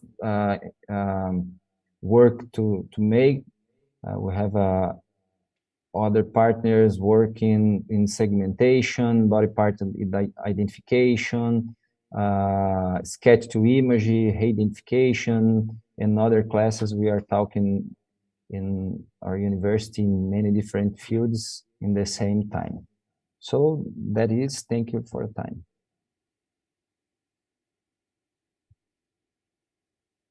Thank you, Rodrigo. Somebody wants to ask something? Yes, Rodrigo, I was wondering about what kind of applications are you considering for this, or what's your the motivation for making this classification or this recognition of tattoos? Or is there any particular motivation? Yeah. I work with law enforcement and softwares and development system for law enforcement. and we don't have any system for tattoo recognition today. And especially tattoo classification is applied in areas when you have a huge data set, for example, and you could translate all images you have in this data set. For after that search for text information, for example, I need to recognize a person, and I have just a little information about them, then I know, or some people say that, okay, I know that that person has a tattoo with a dragon in his legs, for example. So we can automatically build the data sets with transforming images in text, and after that make some searches in this data set and try to recognize or search for people in this data set. This is the main motivation for this kind of work.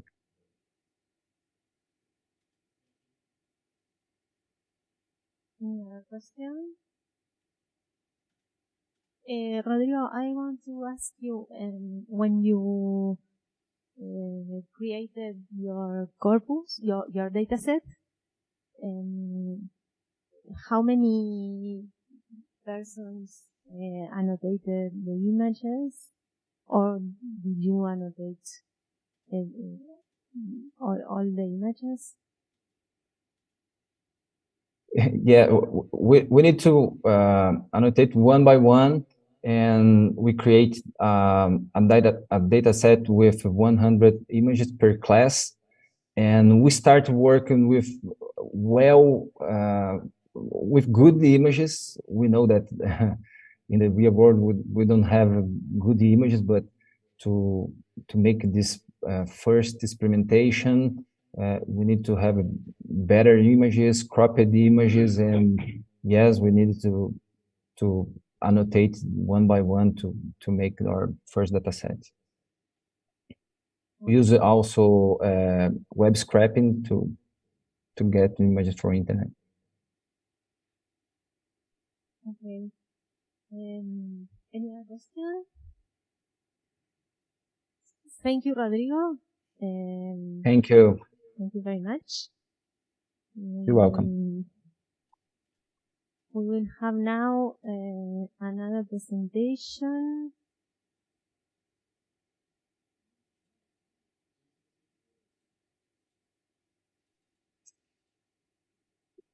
Hi. Hi. You can share your presentation. The next speaker is Eduardo Copo. Hi, I'm Leandro de Lima. Leandro de Lima. Okay, you are Leandro. You can share the presentation. Thank you. And you can start now. Okay. Hi, I'm Leandro de Lima, Ph.D. Student at UFES.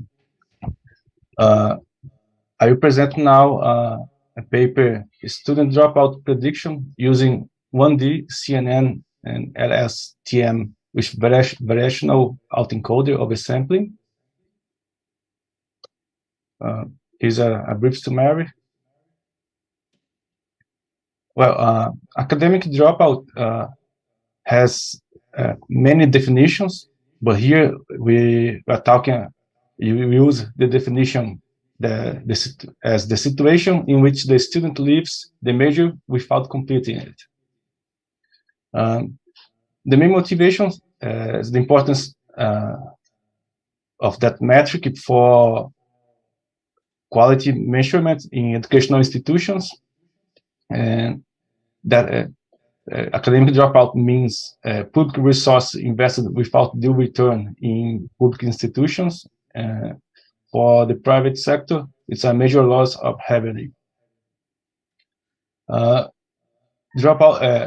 Academic dropout has multiple causes, such as demographic, cultural, family, and social factors, socioeconomic status, and so on. Student dropout data consists of multivariate, sequential, and imbalanced data. And here, the imbalance is intrinsic to this type of data, because as the institution get lower student dropout rates, it increases the student dropout data imbalance. So we used the UFIS dataset that we collected. It consists of more than 24,000 students, summing up more than 600,000 semesters. The date range is between 2008 and 2018. And the data set consists of academic, social, and demographic information. This data set has 17 features. 7 then has a sequential characteristic. So we call here a dynamic as the dynamic data, and 10 static data. And students were labeled as success when they can achieve the conclusion of his major, and drop out otherwise. Here is an illustration of the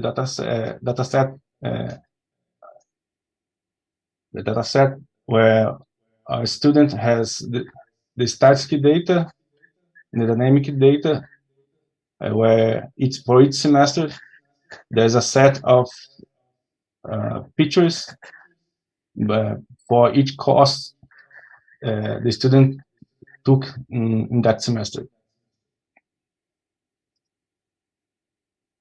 Here we made a visualization of the distribution of classes with TSNE, and we can see that some regions are well separated, but many of them are really mixed.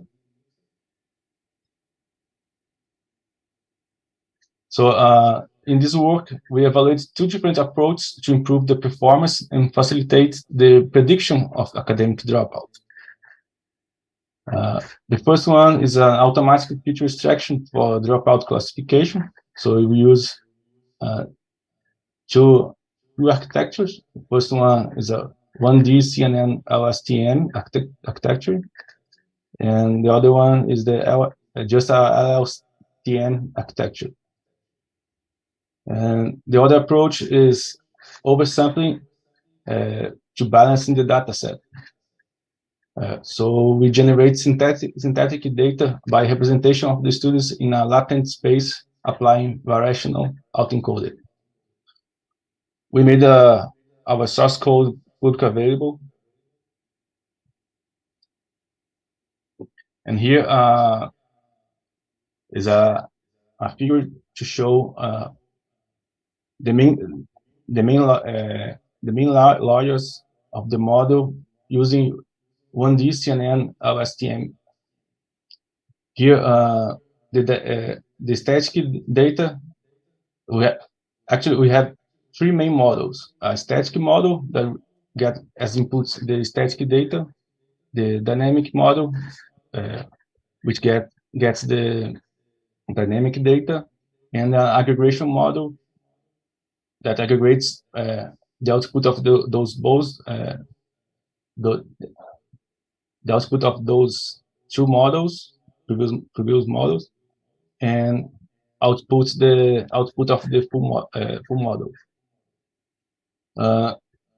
In the static model, we have 2 blocks of dense batch normalization and dropout layers. And in the dynamic model, for the LSTM architecture, we have just our LSTM block, which consists LSTM layer and flattening. For the 1D CNN LSTM block architecture, there's a conv 1D, a max pooling 1D, and dropout in a reshape layers, and its output goes to the same LSTM block as previously. And static and dynamic models output are concatenated. Then in aggregation model, then 2 blocks of dense batch normalization dropout layers, followed by another dense layer to get the output. For data oversampling, we use the variational autoencoding architecture, so you can get a compressed low dimension representation of the output, represented as shown as the letter Z in the figure. So it's called latent vector. So we could use ADASYN applied to the 2 latent vectors. So and here you get a new synthetic sample based in those 2 latent sampled latent vectors. In the experiment, we optimize the hyperparameters. So we split the training data set in 5 splits. So we do a 5-fold cross-validation and evaluate the current hyperparameters using a hyperparameter sample. Here we have all the hyperparameters that we optimize: learning rate, number of airbots, number dropout rate, recurrent dropout rate in LSTM, the number of LSTM output neurons in the dynamic model, the number of neurons in the static model, and the number of neurons in the aggregation model. So we do 30 iterations of optimization, sampling, and the hyperparameters with 3 structure parsing estimator algorithm. Here the general hyperparameters that we don't optimize. We use the optimization with ADAN. Loss function, we use the binary cross entropy, and we also has an experiment with the weighted binary cross entropy to compare with the oversampling method. We chose the 4 semesters as the window size in the LSTM. For 1D CNN, we have 10 filters of size 5 and pulley size 3. So we split our data 70% for training and 30% for test, and we evaluate it using a 5K fold. Here are the results. Using the original data set without any synthetic data and without weighted loss function, the LSTM architecture had the best mean for results for every metrics, but 1D CNN LSTM got really close results too. Now, using the original data set without synthetic data, but now with weighted loss function, we get also both architectures similar results than previous. And now using the oversampling method to balance the data set, we had a worse results for accuracy, specificity, and RUC, but we got a higher mean for sensitivity. And here we could use the 1D CNN LSTM method because to generate the samples, to oversample it, we need to manually aggregate before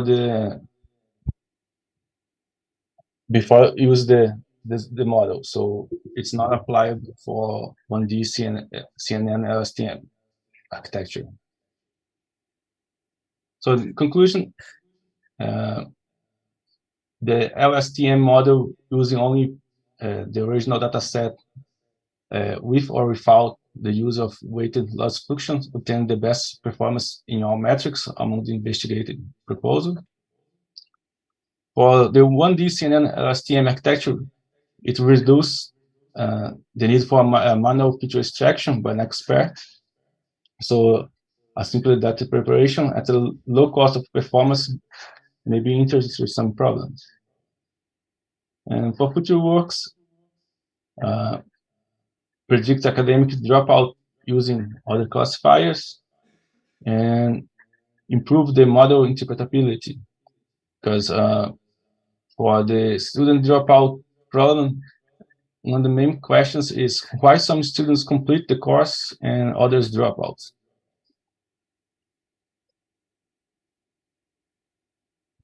Thanks for your attention. Now it's open for questions. Okay, thank you, Leandro. Is there any question?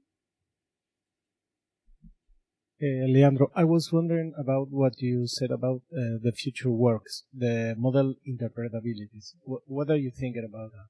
Are you planning to use neural networks, or are you thinking about using other tips, other techniques for doing that? Well, there are some methods to improve the interpretability in neural networks. So we're going to try to do it, but there are some classifiers that might be more easy to get a better interpretability. So we are looking for it too.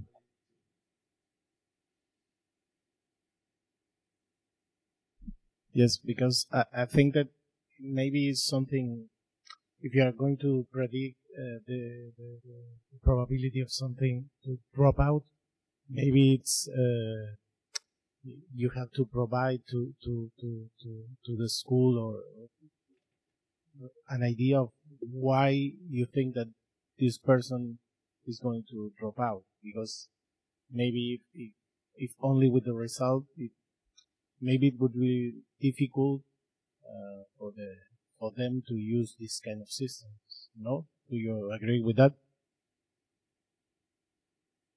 Yes. The initial idea of this method is for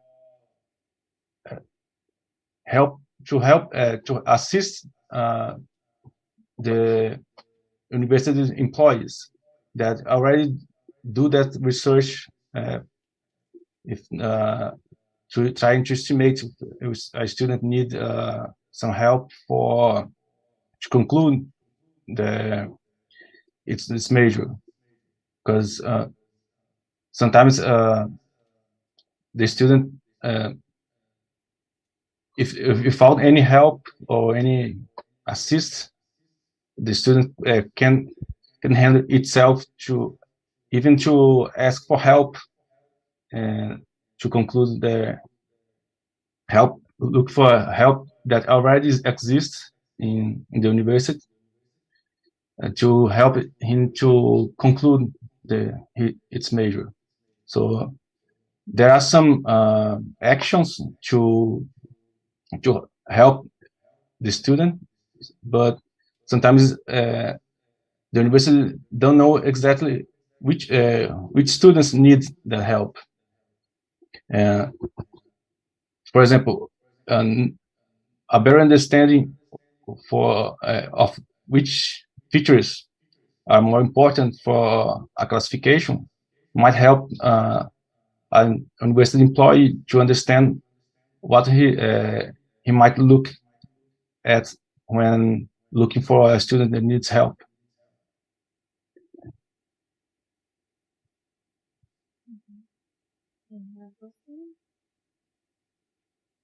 I have a question for you. When you evaluated, you showed an accuracy result. Do you know which class is do you have metrics for each class?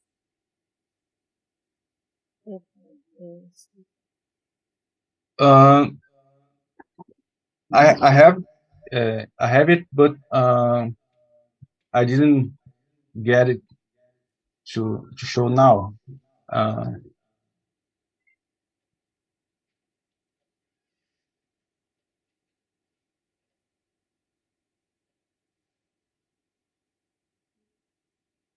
So I don't have it. It's ready to show you.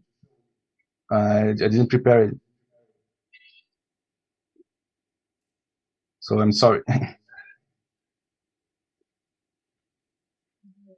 You didn't measure recall, precision, or measure for each class? We calculated, but here I have only the mean of all those metrics, so I don't have it to show you how the performance specifically for each class. As it is an unbalanced data set, maybe there is one class performing better than the other one. So the accuracy maybe sometimes is not doesn't show the real situation. Maybe one class is performing low. But it's okay if you don't have the balanced data set. From the balanced data set. Sorry. Are you asking for which class has lower number of Yes. samples in the data? The most of the data set is of students that drop out, that concludes Okay. the course. Okay. Okay, thank you. Yes. I don't know if there is any other question. Here, is it Yes. the labels? The question was, you know, better or lower. This was the question. But you don't. You already answered. Thank you. Thank you, Marcelo. You're welcome. Is there any other question? Okay. Thank you very much. Thank you. We have one more presentation.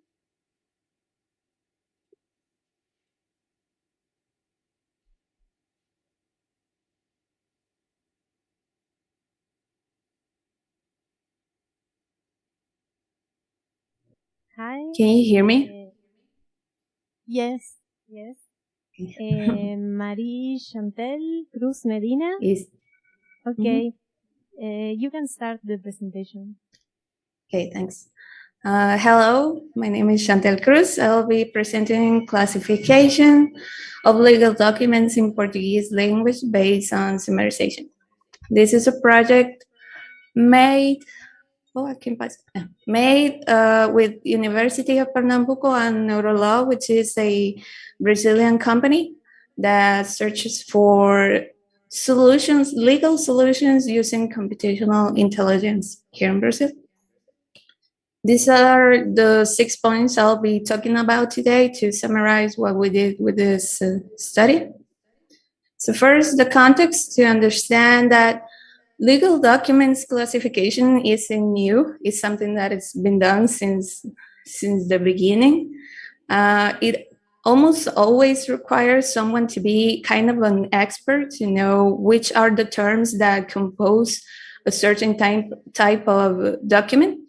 And while being manually done, it can take a lot of time and a lot of effort. So since the beginning of computational intelligence, this process is being searched to be automated so we can reduce the amount of sources and time it takes to be done. There are some common strategies used to do this. I'll be talking about those in a while, but the most important thing to know is that most of literature suggests strategies for English-based documents. So what we did was pick those strategies and apply them to Portuguese written documents. Some of the most important challenges are first, one idea can be written differently in a legal document, and that is because you don't have like standard phrases to be written in a legal document, so they can have different words and different phrases, so it can lead a little bit to confusion. The next is that some document types can be too similar one to another, so it requires a little bit of expertise to know the difference between them. The next is that one document can have a large quantity of text, and this adds to the complexity of the problem because they have to extract only the most important parts. And for this project specifically, the database is still not large and still not clean enough to use a little more complex techniques. It will be, for example, convolutional neural networks. So the theoretical foundation are first that text classification stages for English documents are almost always described in four groups. The first will be dimensionality reduction for the text. Next is feature extraction, then classification, and lastly, evaluation. So these were the main blocks we used for this model. Also, other components that are being mentioned usually in literature are first that pre-processing is a good step to take so we can have a clean base to work with. Next is that Zero-Winkler distance is a good metric to use to measure the similarity between the phrases, so we can have an idea of the relationship between them and which are the most influential ones in the text. And lastly, as I said, the support vector machine is one of the most recommended ones in English and Portuguese to tackle this kind of problem of classification of legal documents. So the dataset has 6 classes. These first 5 are legal documents. This doesn't mean that it only exists. This doesn't mean that only exists 5 of them. It does mean that they were the most important ones in this problem. So each one has a legal deadline that is important for the problem, and each document that doesn't contain one of these legal deadline phrases is considered to be class 0, which is other documents, and is the most part of the database. The problem usually makes for an unbalanced presentation, so we use an unbalanced database for training and testing too, using then weighted average metrics to measure the results. The database was split 80% for training and 20% for testing. The complexity of the difference between each class is that, as I said, we have a phrase that is a legal deadline that contains the most important words to know which kind of document it is. But a document can contain several deadlines. So in this case, we will have to pick the most important ones according to the experience we achieve by looking at other documents. And also, the same legal deadline can be written with different words. So knowing the words that are being written in one type of document not always ensures we will be capable of classifying the same type of document each time. It could be synonyms, it could be the same phrase containing other words, so it makes it a little more complicated. The proposed model for this problem, for the solution, contains four different stages.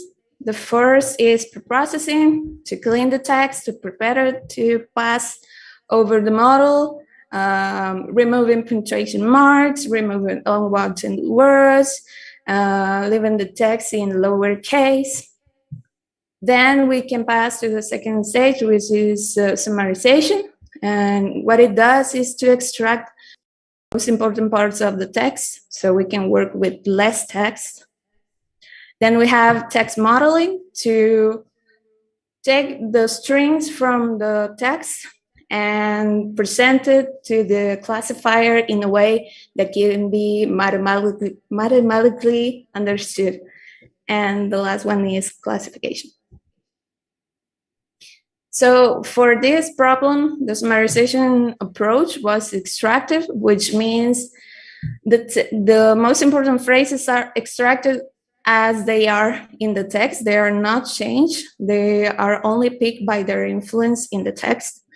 So we can have different amounts of phrases that compose a summary. I'll be talking about that in a couple of slides. The pipeline for the summarization stage is that we have the database, then preprocessing for the text, then we build a similarity matrix with all the sentences using the argument distance. So we can build a graph to represent the sentence network, so we know which are the relationships between phrases and how important are they according to the others. So finally, we can have a ranking of sentences and pick which are the most influential ones in the text. So we can have the n most relevant phrases in the summary. So what we did was pick a part of the documents. We labeled the most important phrases for them to be classified, and started trying different amounts of phrases to build the summary. And we will check if the legal deadline was contained in the summary we created with different amounts of phrases. What we found was these curves are one for each class, and it is in n equal 10 here that we find that most of the deadlines were contained in the summary. So the summaries are composed by 10 phrases, 10 most relevant phrases for this problem. The reason why we don't have class 0 here is because we don't have any phrases or any words that are characteristic to class 0. It is only for class 1 through 5. Then text modeling was made by using bag of words. What it does basically is take a string and convert it to a vector, signalizing which words are present in each string. And this serves to indicate the classifier that these are the features of each example. So it's basically a vector of 1 and 0. And finally, we have a classifier using SVM. And for each SVM generated was the parameters were searched by grid search. So we will ensure it's the best version of the classifier. For the evaluation stage, we use 3 metrics, precision, recall, and F1 score. Let me remind you that the database was unbalanced. So here it became important to know that the metrics are the weighted average of the metrics of all classes. I'll be presenting that. So these are the equations. For comparison purposes, we have 3 versions of the model.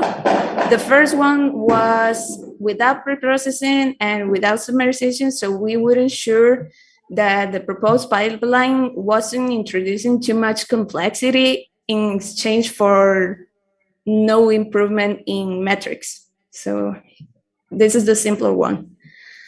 Then we have version 2, which is using preprocessing but not summarization, and the version 3, which is using the complete pipeline.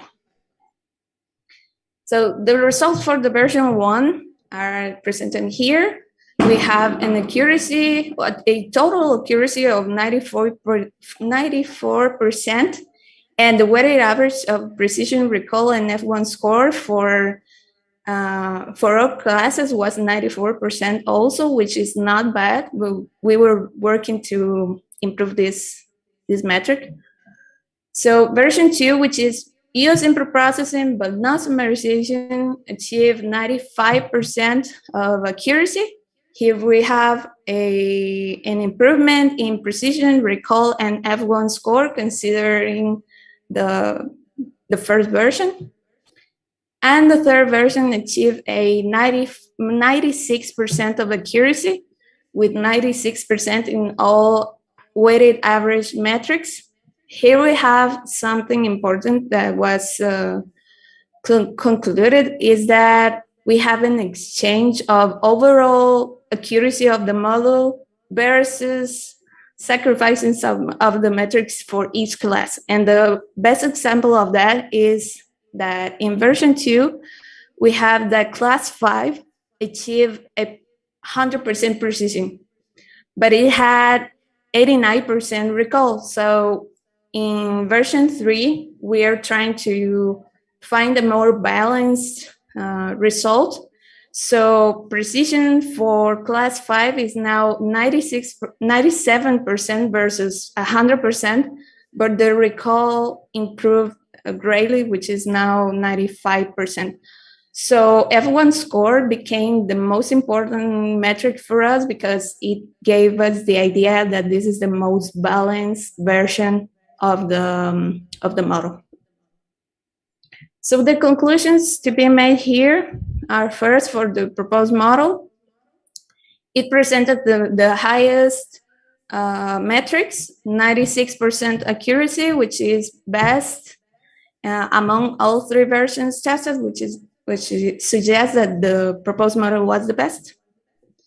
F1 scores also, as I said, is a representation of a more balanced classification. It has 2% improvement over the base model and 1% improvement over the model which was using preprocessing but not summarization.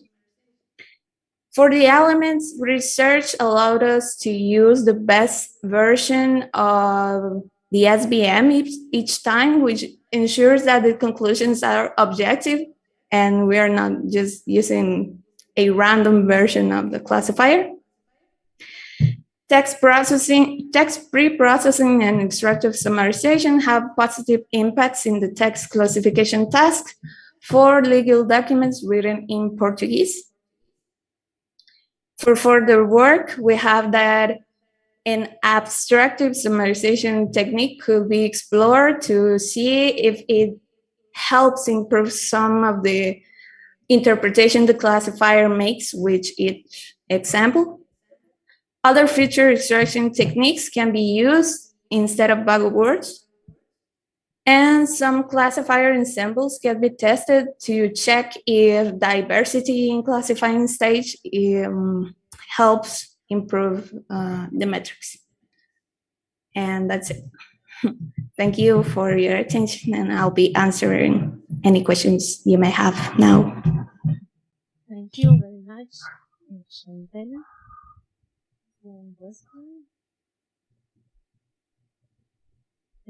I have some questions. Did you experiment with another text representation, like word embeddings instead of bound words? I didn't hear the last other techniques. Other text modeling, word embeddings instead of bag of words. Did you experiment with some of this? Yeah, we tested actually with word2vec, but we really, in order to leave the complexity in a level, to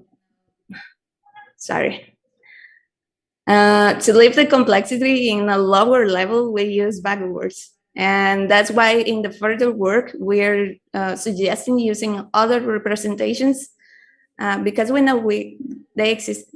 It isn't a real complex answer. Okay. You have great results. 95 and 96% is very good. Yeah. It's a very good result. And I don't remember if you said something about the size of the corpus. Of each class? The whole corpus and each class, the amount of examples of texts. I'm sorry, I'm not getting the. It's because the audio, I don't. The size of the corpus. I don't know. Of the data set. Oh yeah, yeah. I mentioned. Well, here I have. Yeah, you're sure here that I don't have the size of the database overall. This is only the size for each class in the testing stage. But this is the 20% of overall database. This is the size of the test portion of the database. Okay. Okay. Yeah. Sorry, I didn't hear that. Congratulations for your work. Is there any other question? No? So thank you very much. Thank you. This was the last presentation of this session. So we see you tomorrow.